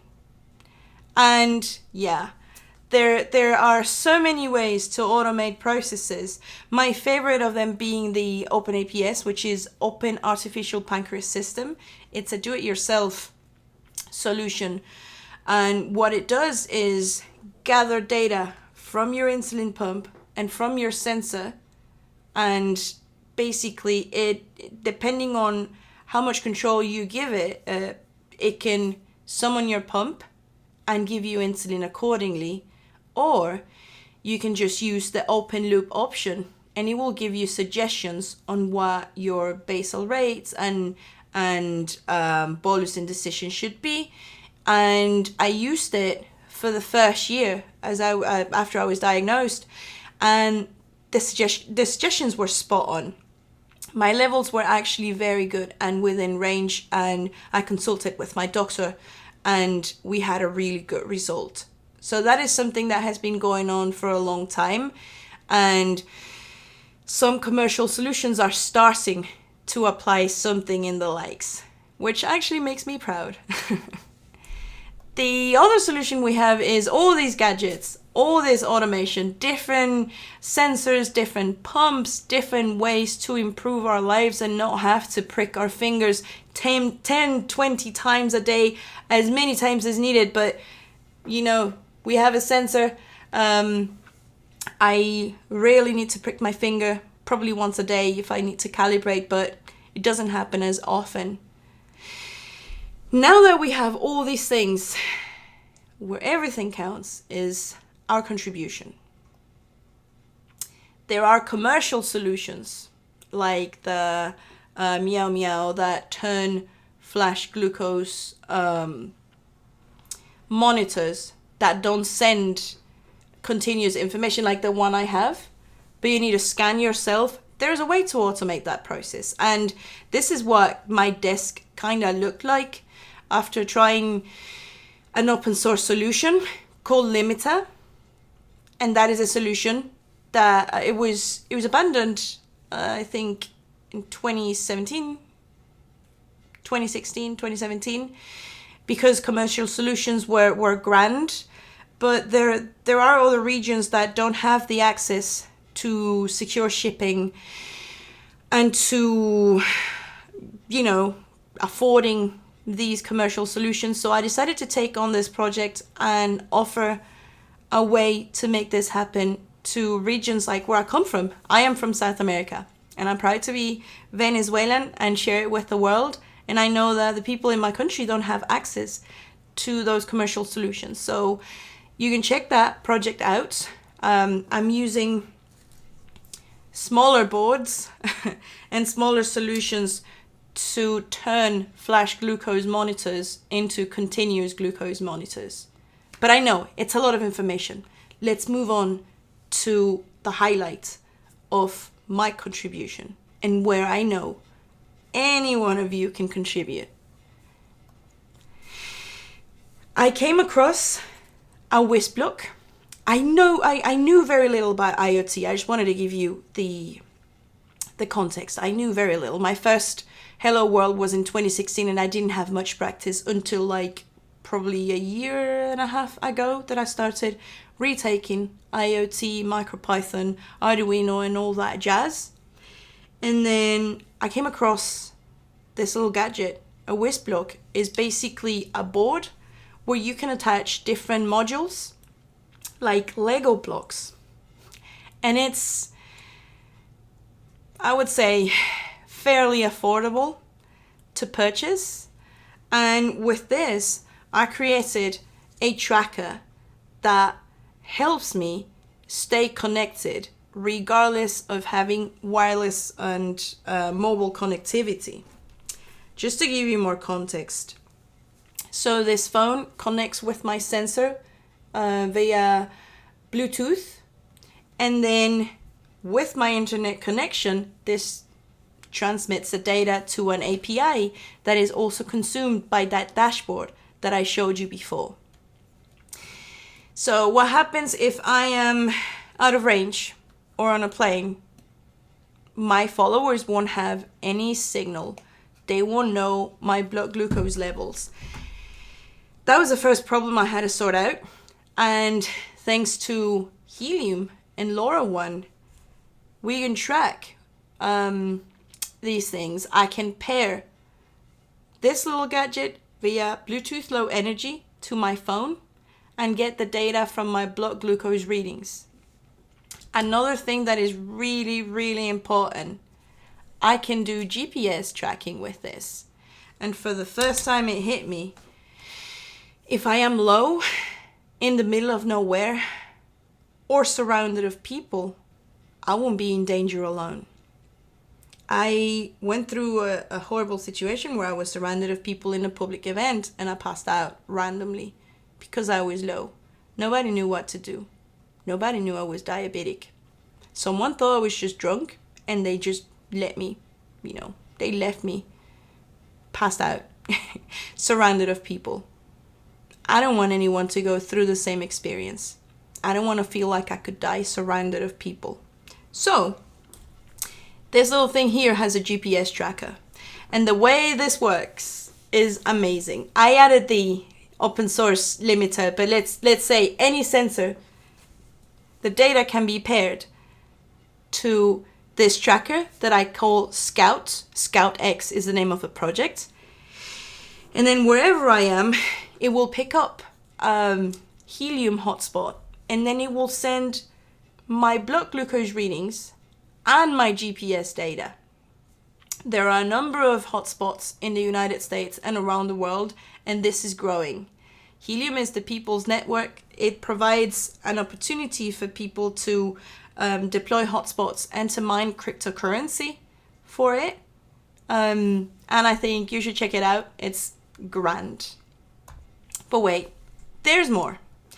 So remember how I told you that it was important, it was very important to be in a position where my contacts could track me, but I could also know if things are going down south, if things are wrong with me. I never listen to alarms, and if I'm low, I never listen to alarms. So I needed to create something. And I know I have a spectrum of values, low and high values, so I thought, well, maybe through environment variables, I could grab all these readings and get a threshold for urgent high, urgent low, low and high, just regular low and high values, and then create an app where I can log in using Firebase authentication and input my entries endpoint from that dashboard, my own phone number so I can receive calls just in case things go bad. If I am passed out or if I'm asleep, it will wake me up.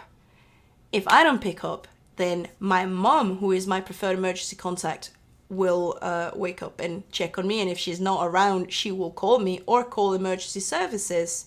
And then I have up to 5 additional emergency contacts that will get the call. Imagine, I've got the app and I've got this tracker.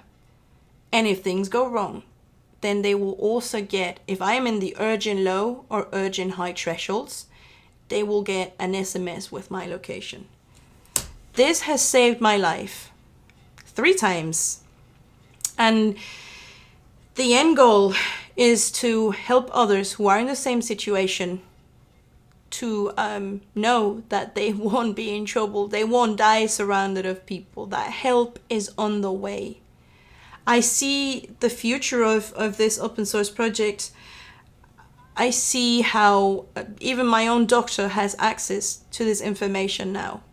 We can extend this and add trackers for Alzheimer patients. We can contribute with documentation, translations, improving the design. There are so many ways to contribute from all of our spheres, from wherever we are. There's always something to add to improve projects like these. Everything counts. It doesn't matter if you're a beginner or if you're an advanced user, programmer, designer, whatever. I challenge you to check out our project. And I say our because it is as yours as it is mine. And make a contribution. I'll be there with my arms wide open, welcoming your contributions, your ideas, and your comments. And this is all I had to share with you today. If you want to get in touch with me, hit me on Twitter or visit my website. I'm always online, even when I'm asleep. So if you want to get in touch, please do. I'll be waiting for your contributions. Thank you.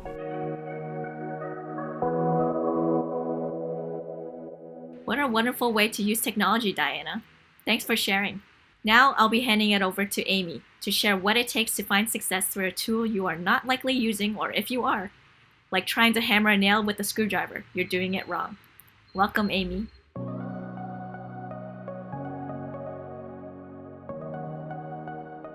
Hello, my name is Amy Vaughan, and I am the CEO of an organization called Together Digital.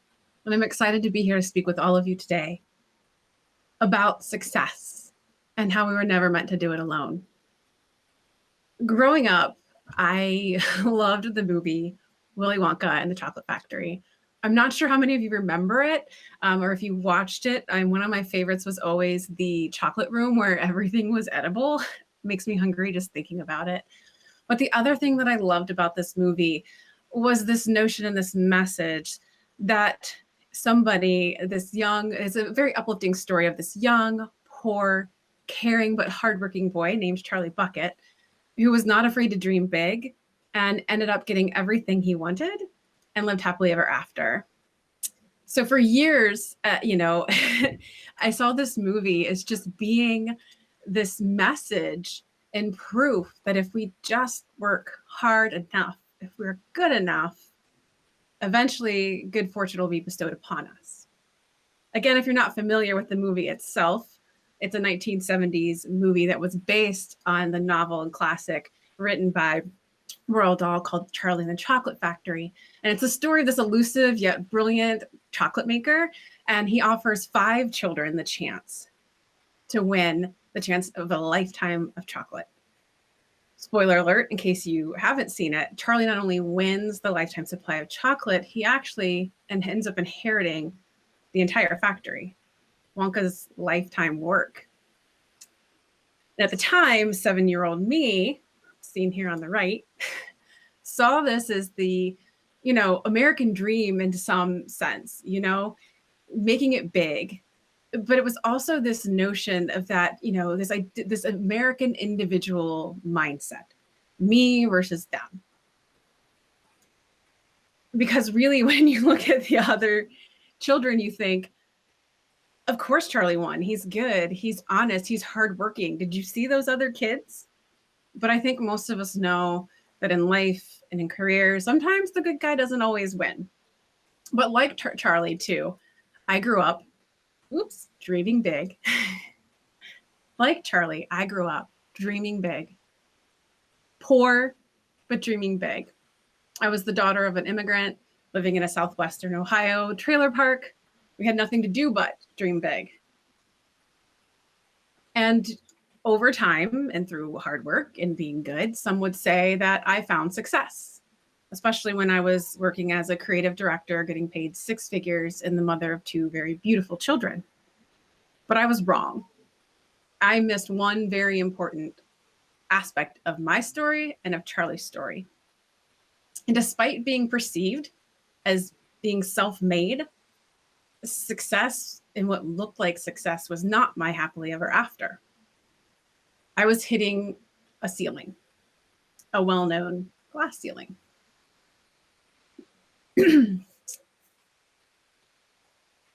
It wouldn't be until well into my 30s that I would realize what that one missing piece in my career and life fulfillment was. And unlike Charlie, where he had to find the golden ticket, mine found me. And that was people who trust me and my community. In 2016, The founder of Together Digital, then Women in Digital, found me. And through our mission and the vision and my involvement in this community as a volunteer, helped me realize that we can go so much farther when we work together. From that moment on, outside of my day-to-day as a creative director working on very high profile and very demanding clients, and the mom of two very, very, as I mentioned before, beautiful and adorable children who are also very demanding, I found time for meaningful relationships through our group, through my community. And for that, I have my success and what I feel is my happily ever after. In 2019, fast forward, this community gave me the opportunity of a lifetime. I was asked to become its biggest champion and CEO. And it wasn't because of my grit. It wasn't because I beat out all the other 2,000 women that our founder could have asked. I would like to believe it's because of my desire to ask, to give, to collaborate, and not compete with other women.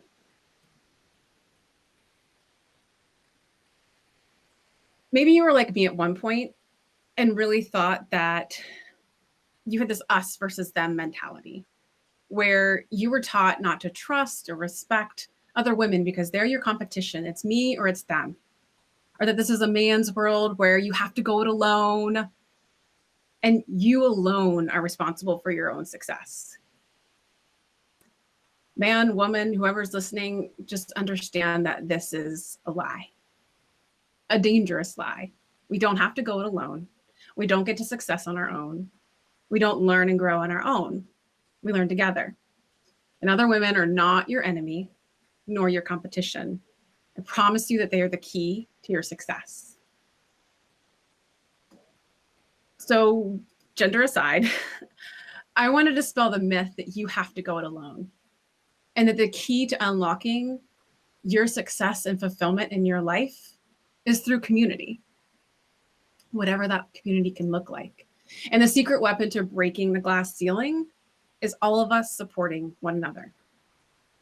So the next time you consider networking a dirty word, I want you to think of me and of Charlie, and remember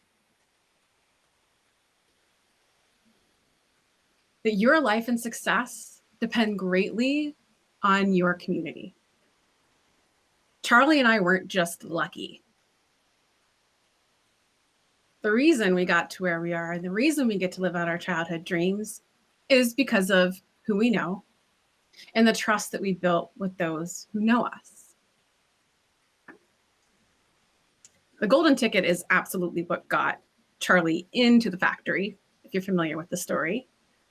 But it's really about how he showed up, how he proved his character and his trustworthiness and his worthiness that he eventually won the chocolate factory. For those of you who aren't familiar with the story in the film version, the way Charlie wins is that he returns this everlasting gobstopper to Wonka. The gobstopper is a highly classified secret piece of candy that's meant to revolutionize the candy world. And all of the other children have been coaxed and bribed to bring it to his competition. When Charlie is sent away out of the factory thinking that he's lost, he returns the gobstopper. And in that moment, Wonka realizes he is worthy of the trust and the respect and the ability to take on his life's work. Think about that, such a small little action. If he just would have walked out of that room, that movie ending would have been terrible. But instead, he did the honorable, he did the right thing. And because of that, his life was forever changed. And again, the reason why I correlate these two stories together of mine and Charlie's, because I felt very much the same when the founder of a community that I had found that become my safe space, my passion, my purpose outside of everything else I had going on in life, for her to ask me to do that, I was floored, honored, flattered, terrified. But this is the kind of success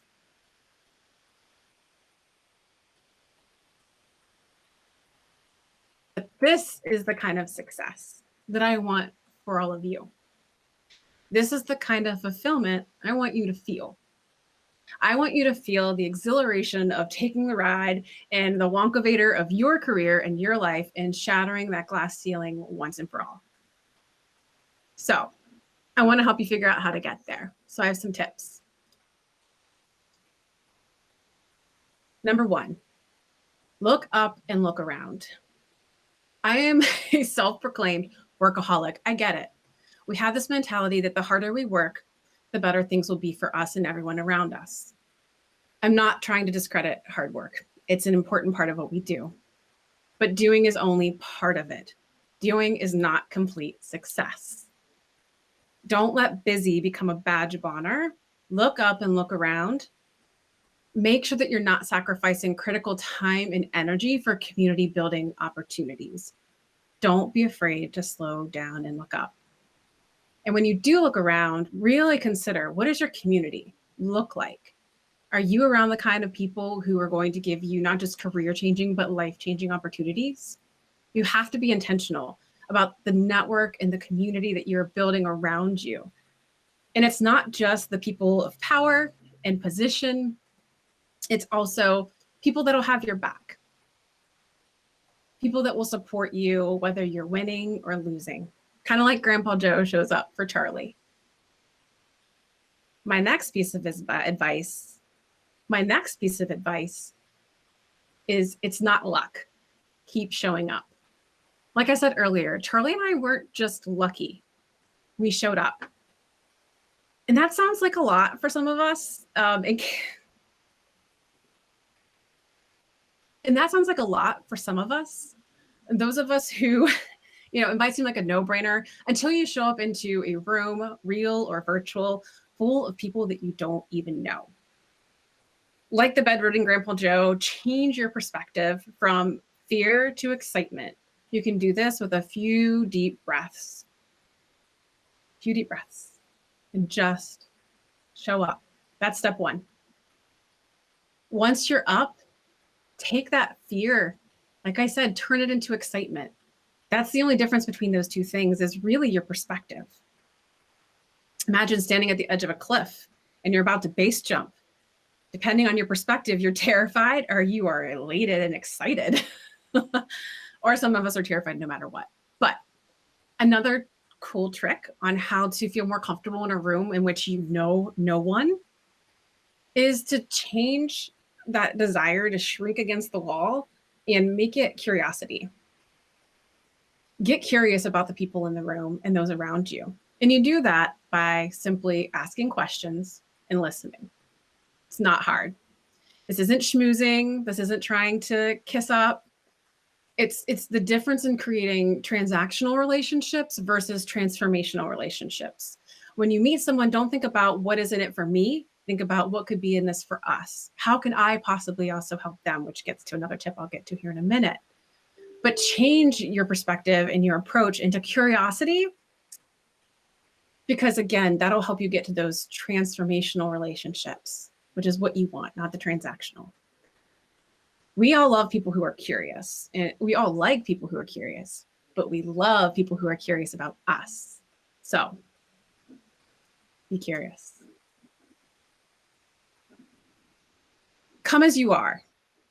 Be you. Women especially, and we talk about this a lot within our Together Digital Network, is imposter syndrome. Who do I need to be? Who do I want to be to show up here? You need to set that aside. It's important for you to show up as you and be who you are, because you want to find the kind of community and build the kind of relationships with people who share your values, your work ethics, your passions. And if you don't express them, you won't find that community. Your biggest advocates and allies as you move through the world and network and build community and relationships, the people that will refer you and champion you, you're going to find are people who see a little bit of themselves in you. They want to see you succeed. So keep that in mind. Give and take in equal measure. I think it goes without saying, nobody likes a veruca salt. when you show up and you're building community and you're building reputation or you're going towards networking, make sure that you're giving as much as you're taking. Mentor and be mentored. Refer someone and they might refer you. Celebrate others' successes and they will celebrate yours with you. You all have a value to add, a unique value as a human being, careers, hard skills aside. Think about what that is, and then take that gift and figure out how to share that gift with the rest of the world and share it freely.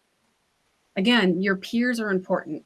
They're not your competition. There's power within your peers. Be there and willing to help them, and you'll get help in return. We do this at Together Digital in the form of what's called ask and give. We always ask our members to show up ready to ask for whatever it is that they need without any sense of shame or guilt, and to give without any sense of judgment.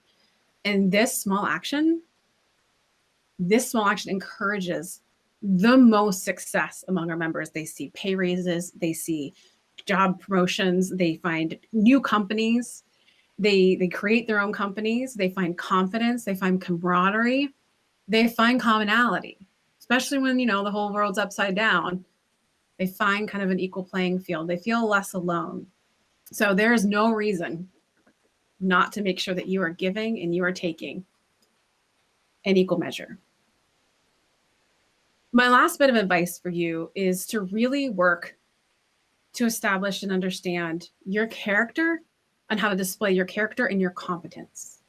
And there's the reason. There's a big reason why. Trust is paramount. In any relationship, trust and respect are the utmost two important things you'll ever have in any relationship. And if either of those things are lacking, so is the relationship. So that, and your reputation precedes you. There's a reason it's a saying, right? You're building your reputation and your personal capital by saying what you mean and doing what you say. That's a part of your character, right? You don't act out of character. You are authentic, you are you, and it's easy to do that, and it's easy to stand in your character when you just live it authentically. Because this becomes your reputation. You have a competency, you have a character, boom, you've got trust and a reputation. And it precedes you in the sense that it's like the stoking the fire of your success. What it does is it warms up an otherwise completely cold room when you walk in. Unless you're somebody like Mike TV, and then yes, your reputation precedes you. You're a bratty little kid who watches too much TV, and the room's not going to be so receptive. So think about that. Your reputation is your name and your worth being mentioned in rooms that you are not even in yet. Reputation to me is like the most amazing way to build community and network. It's one of those things that's like, you don't set it and forget it, but once it's set and it's out there, it's doing so much for you. And eventually those who know and trust you,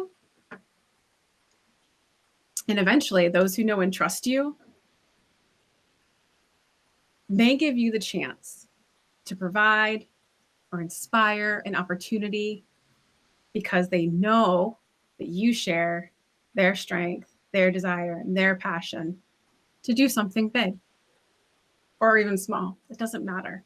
Trust is so important.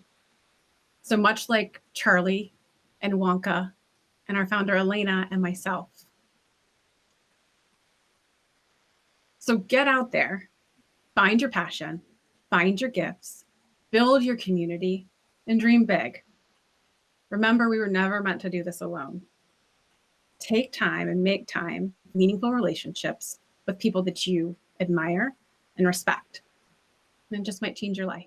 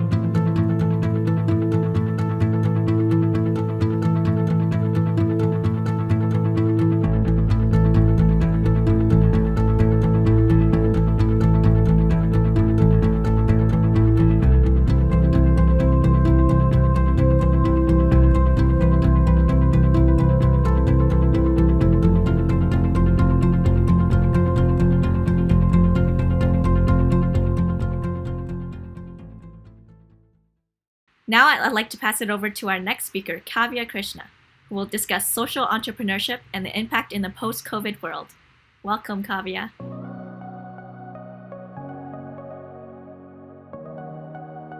Hello everyone, my name is Kavya Krishna and I am the co-founder of Society of Women Coders. Society of Women Coders, or SOW Coders, is a New York-based nonprofit organization that conducts free coding and entrepreneurship camps for young girls in developing countries. We have been fortunate enough to impact over 1,200 girls in 27 developing countries in the last 2 years, working with both civic and government agencies around the globe. Today, my lightning talk is going to touch topics on what social impact, social entrepreneurship, and corporate social responsibility looks like in the new world for both large for profit corporations and smaller grassroots organizations like Society of Women Coders. But most importantly, the goal of my talk today in the next 10 minutes is to make you think. The pandemic came as the biggest wake up call for everyone. It not only disrupted millions of lives, businesses, and routines, but most importantly, it shed light on what harm our lifestyle, our modern life, was inflicting on our values, our planet, and wellness. The pandemic revealed how unprepared grassroots organizations working for really important areas like hunger, human trafficking, homelessness, discrimination, etc., were to survive in a global health crisis. Which, by the way, if not now, then in the future was always a possibility. Smaller grassroots organizations did not have any contingency plans in place for a contagious widespread pandemic or any similar possibility of sorts.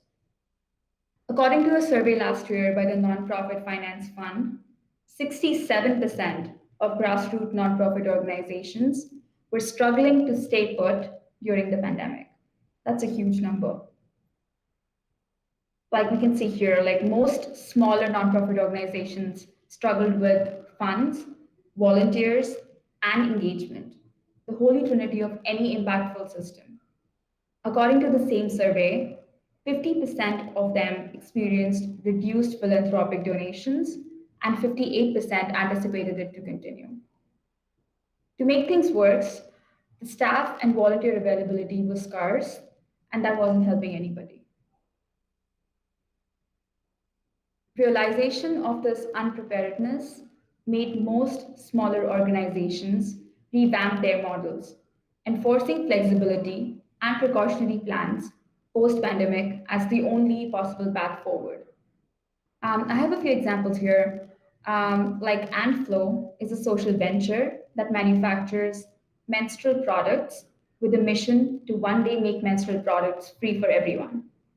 To stay financially viable, they had to switch their operations to manufacture masks when the pandemic hit, which I thought was a very smart and improvised strategy for a grassroots organization like AntFlow. Similarly, for us at Society of Women Coders, we switched our coding camps online, offering our most important Coding Without Borders virtually in 2020 to still be able to create impact, to still strive out there. So for smaller organizations, the pandemic brought some invaluable lessons that has forever changed on how we create and measure impact. Moving on.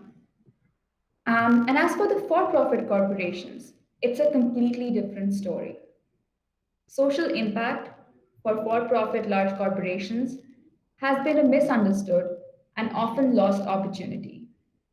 That was always looked at as something that's nice to have, especially before the pandemic. But post-pandemic, in our new world, as I call it, social impact needs to be, and in all honesty will be, perceived differently.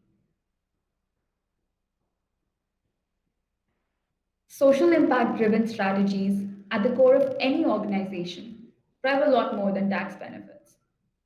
Sustainability, social responsibility, public and industry image, all of which ultimately make an organization more fiscally efficient. All this hasn't been said enough, but it is still known wisdom. So, what did the pandemic change about the social impact narrative? Why suddenly making an impact has become more than just looking good for corporations? As I see it, making an impact is slowly becoming a part of any corporation's long term survival strategy. The pandemic changed something inside all of us, forcing us to reprioritize and rethink our needs and objectives. This is already affecting and honestly driving the market sentiments, making it easier for investors and consumers to make more socially responsible investments and purchases, respectively. So it is about survival now. According to a recent report by AFLAC, to back up what I just said, 77% of consumers say that they would be more willing to purchase or a company's product or use their services if the company demonstrates a commitment to addressing social, economic, and environmental issues. And you know what is fantastic? 73% of investors agreed. Furthermore, nearly half of the respondents from the survey said that the companies need to make this world a better place. Younger investors and consumers believe in corporate responsibility more than ever. Climate change and environmental protection sit at the top of the concerns for all of our millennials. So, in other words, corporate responsibility now is not only the ethical thing to do, it has also become an expectation of most employees, investors, and consumers. As a path forward, one strategy that seems to work is the combination of large organizations with grassroots organizations to deliver social impact. It is an excellent model to accomplish real results. I have a few examples here, a few of my favorite ones. An example of community involvement by a big brand like Adidas is Box by Reebok. It's a before school program which is designed to bring access to fitness to children between the ages 5 and 12. Adidas has also launched collaborations with grassroots initiatives like the Pakistan Women Empowerment Program, which has grown into one of the largest non-government organizations dedicated to supporting children without families. These amazing programs are a few examples of how Adidas makes a positive social impact beyond great activewear. Another one is Ben and Jerry's, and this one's really important. One of their initiatives, Justice Remixed, it focuses on criminal justice system reform and how people of color are disproportionately affected. Their employees are also involved in Ben and Jerry's Foundation, where they serve on committees that review grants for grassroots organizations.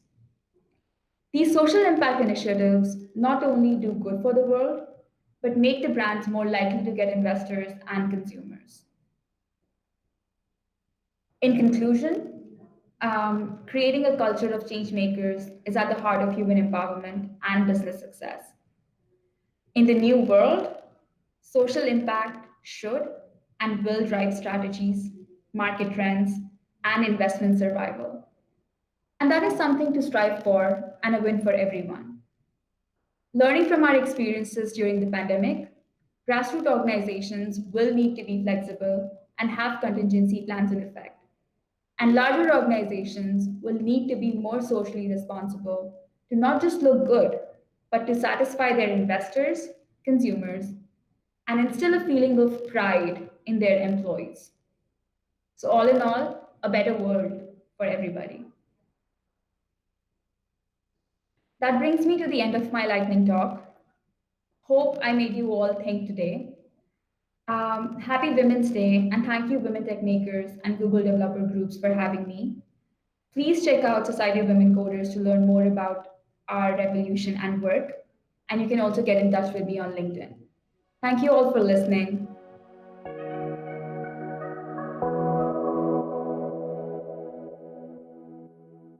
Thank you, Kavya. I can't believe we've already reached the final session on this track today. I'm super excited to welcome Christina Workman, who will be talking about the importance of ensuring that your website meets accessibility guidelines and how it can benefit all users and your business.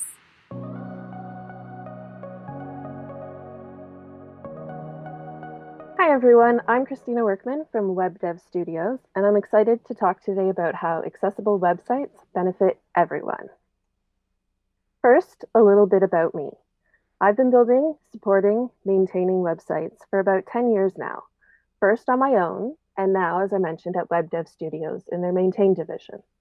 I really love the WordPress community, and I'm an advocate for contributing to the WordPress open source project. Some of my favorite things are tea, sloth, and if and when you see a picture of me, you'll see just about anything purple. Something about accessibility in me. I'm still a bit of an accessibility newbie myself. It's been about maybe 2 or 3 years since I started to learn about and consider accessibility when I'm building websites. But I'm no stranger to experiencing disability while using websites.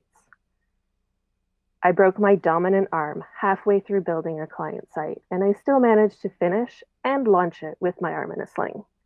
I suffer from frequent migraines, and I even had a 6-week-long migraine in the fall, which I am thankfully recovered from. And my eyes are at that stage where I probably need bifocals because I am constantly having to look over my glasses to read anything on my phone.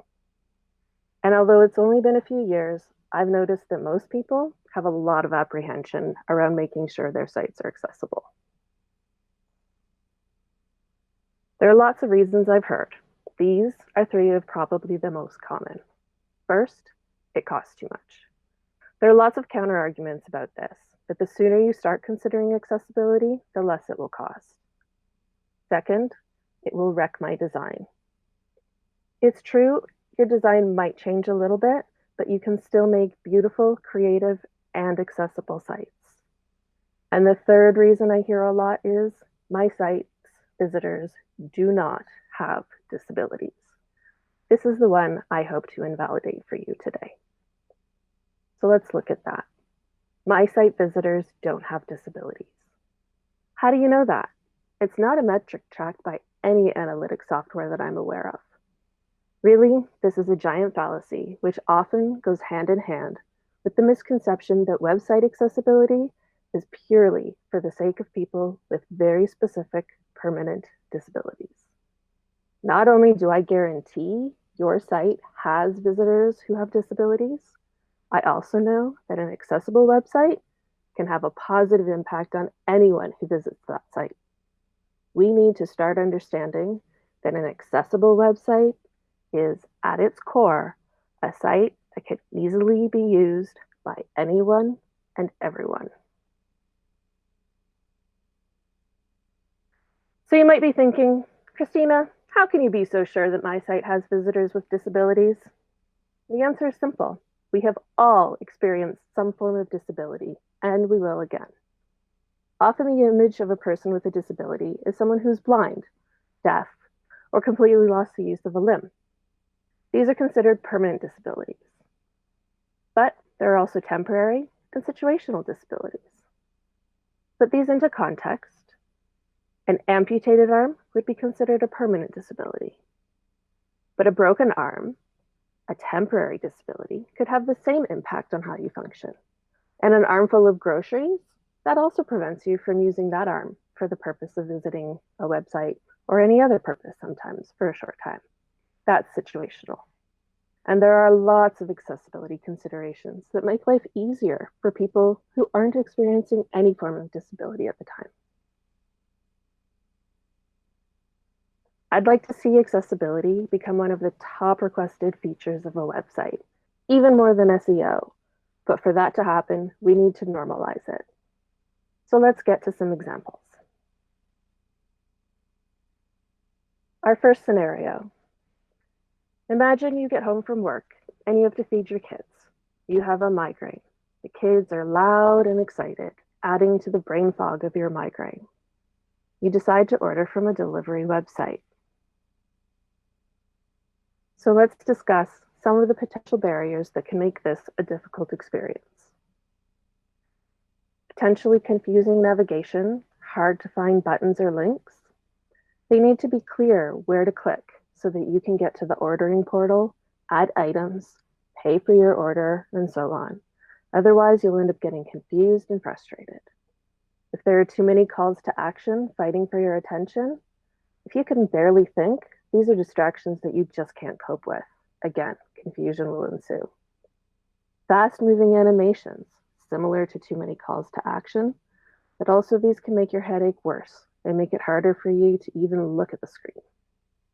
And finally, if you get to the checkout form, some of the input fields used as placeholder text might disappear when you're trying to type into that field. Imagine you hear a crash in the other room just as you started to type something. Your attention gets distracted, you come back to it, you forget what you were typing, you erase the text, the placeholder text is gone, you have no idea what you were entering in there. You can't enter the checkout form anymore.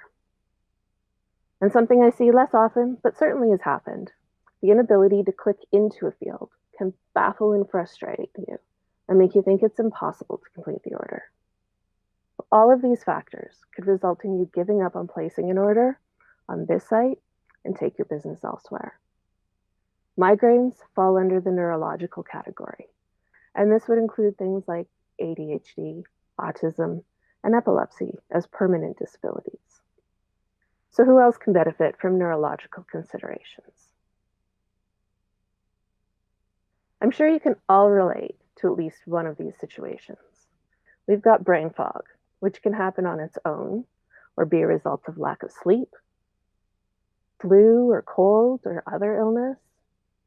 We have mental health concerns like anxiety, depression, and even general stress, which I know a lot of people are going through right now in various forms.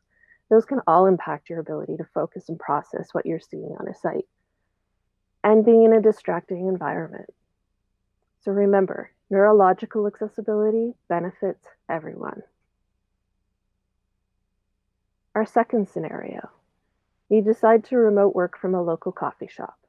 You get stuck on a problem and you search for a tutorial. You find the perfect video embedded on its own website. Darn it, you forgot your headphones at home. So what are some potential complications here? No closed captioning available. There's no closed captions or subtitles on the video. You can't watch it on mute and know what's being said. If video is the only way the information is being presented, there's no transcript of the video, no written explanation, no accompanying blog post. All of this results in you not being able to get the information you need when you need it. And another thing to consider, it's not necessarily a barrier, but it definitely has potential to cause issues and embarrassment. If the video is set to autoplay, and as soon as the page loads, the audio is streaming out of your laptop for all to hear. I've personally been startled by auto-playing videos before, and even on sites that I repeatedly visit. I never learn. These issues are all audio related and will certainly affect people who have some form of permanent hearing loss. But there are a variety of other people who can benefit from text alternatives to audio. People with temporary hearing loss due to tinnitus or a plugged ear, may be caused by an ear infection or going swimming or allergies or travelers who just got off a plane. I know we're not supposed to travel right now. I often prefer to skim through a transcript quickly, just to get the information I need. I don't want to watch a whole video. And some people simply just process information better when they read it. There are also people who are learning a new language, and having subtitles helps them to follow along and learn that language and understand it better.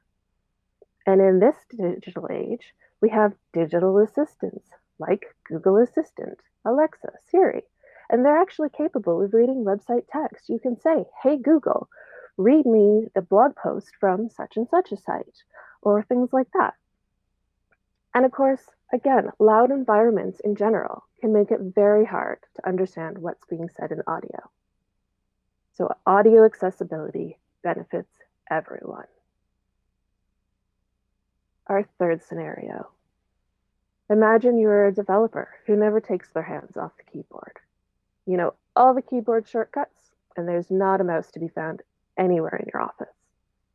You decide to register in an online course for the latest and greatest headless platform. Let's look at some of the barriers you might experience here. If there's no skip to content option, this means you have to tab through every single item in the header before getting to the main part of the page. And if that main navigation has a mega menu with a bunch of submenus with a lot of different items in there, it may feel like you're never going to get out of that navigation menu. No focus indication, which is those usually rectangles you see around a link that shows you where you are on the page. If there's none of those, you can't see where you are on the page as you're tabbing through. You can't see what link or button you're going to click if you hit enter. Unexpected tab behavior can take you all over the page in no particular order. I've had a page I've been checking where I start at the top, it goes down to the bottom right of the screen, it comes back up to the top, goes over to the middle of the left, over to the right, back over here. It just doesn't make any sense, and you get really confused. By the time you finally get all the information about the course and decide to register, you may encounter more keyboard traps like we talked about in the neurological scenario. And there are additional ones, like not being able to return to a field once it's been filled out. So going like Shift Tab to go backwards, or not being able to leave the registration form unless you hit submit. So maybe you realize you need to go get some more information, or you wanted to double check something and you just need to get out of that form for whatever reason. These are frustrations that people with physical disabilities who need to use keyboards or other special devices to navigate websites face. So here's some more examples of when you might need to rely solely on your keyboard. You may have a broken arm, wrist, or even finger. I was lucky when I broke my arm, I had a sling, so I could still use my arm.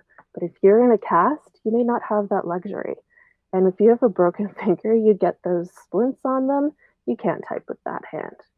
Carpal tunnel can make it hard to use a mouse. Or maybe you've got a wireless mouse and the battery dies and you don't have any other option. You're stuck waiting until that battery charges. Or my personal favorite, you're sitting at the computer, snuggling a baby or a pet. My dog loves to sit on my lap and rest his head on my arm, and I hate to disturb him. Keyboard accessibility benefits everyone. Our fourth scenario. This one, bear with me, I know it's the middle of winter right now and we have a lot of people who are in some deep freezes, but imagine it's the middle of summer. You live on the West Coast and work from home. Temperatures are high and you don't have an air conditioner, so your windows are open. Wildfires are breaking out nearby. They're causing poor air quality, and it irritates your eyes and blurs your vision. Your utilities are affected, and your Wi-Fi signal has become weaker than normal. These potential barriers are often some of the first issues to be identified when doing a website accessibility audit, because many of them can be seen, or not seen as the case may be, right away. So blurry eyes in this scenario make it difficult to focus and read that small text, especially if fonts are thin or condensed versions that are sort of squished together, or other fonts that are just hard to read, really fancy fonts, lots of exaggerated serifs, those extra bits that hang off. If there's low contrast between the background and foreground colors, that can make it hard for some people to see information. Linked text can be hard to notice if it's only using color to differentiate from regular text. If there's no other difference like underlining or making it move or bold or something like that, and the colors don't have enough contrast. Maybe you want to zoom in to make the content easier to read, but if the layout isn't suited to resizing, you might have images or even text going off the side of the screen with no way to access it. And if there are images that aren't loading, maybe like an infographic, and they're not loading because of the weak Wi-Fi, and you just get that little X in the square or the little sort of image icon, and there's no alternative text, you could be missing out on some really important information. These all fall into the visual category, affecting people who might have color blindness or reduced vision. And there are a lot of scenarios that can affect your ability to see a website. So these include things like eye injury. Maybe you've had an eye surgery, or you have an eye infection. Maybe you just come back from the eye doctor and you got those drops in your eyes that cause them to dilate. Another form of migraine is an oral migraine, which can cause all or part of your vision to be obscured. If you have bright sun, that could either be shining directly in your eyes, which makes it hard to see, and even when that sun is not right in your eyes anymore, you get those spots. Or if the bright sun is shining right on your screen, then the glare can make it hard to see. If you have allergies, then that's similar to that smoke irritant, can make your eyes blurry. Or maybe something as simple as you forgot or misplaced your reading glasses. Or like me, you just need bifocals and haven't gotten around to getting them yet. So visual accessibility benefits everyone. All of these scenarios are taken from real life examples, many that I've personally experienced. Hopefully you've related to some of them. Maybe you only relate to one or two, but I challenge you to come up with your own examples that you can share with others that will help accessibility considerations become more commonplace. At the very least, I hope I've convinced you that making your website accessible is better for everyone. Thank you for your time. I can be reached on Twitter at Amethyst Answers or via email at hello@christinaworkman.ca. Again, my name is Christina Workman from WebDev Studios. Thank you.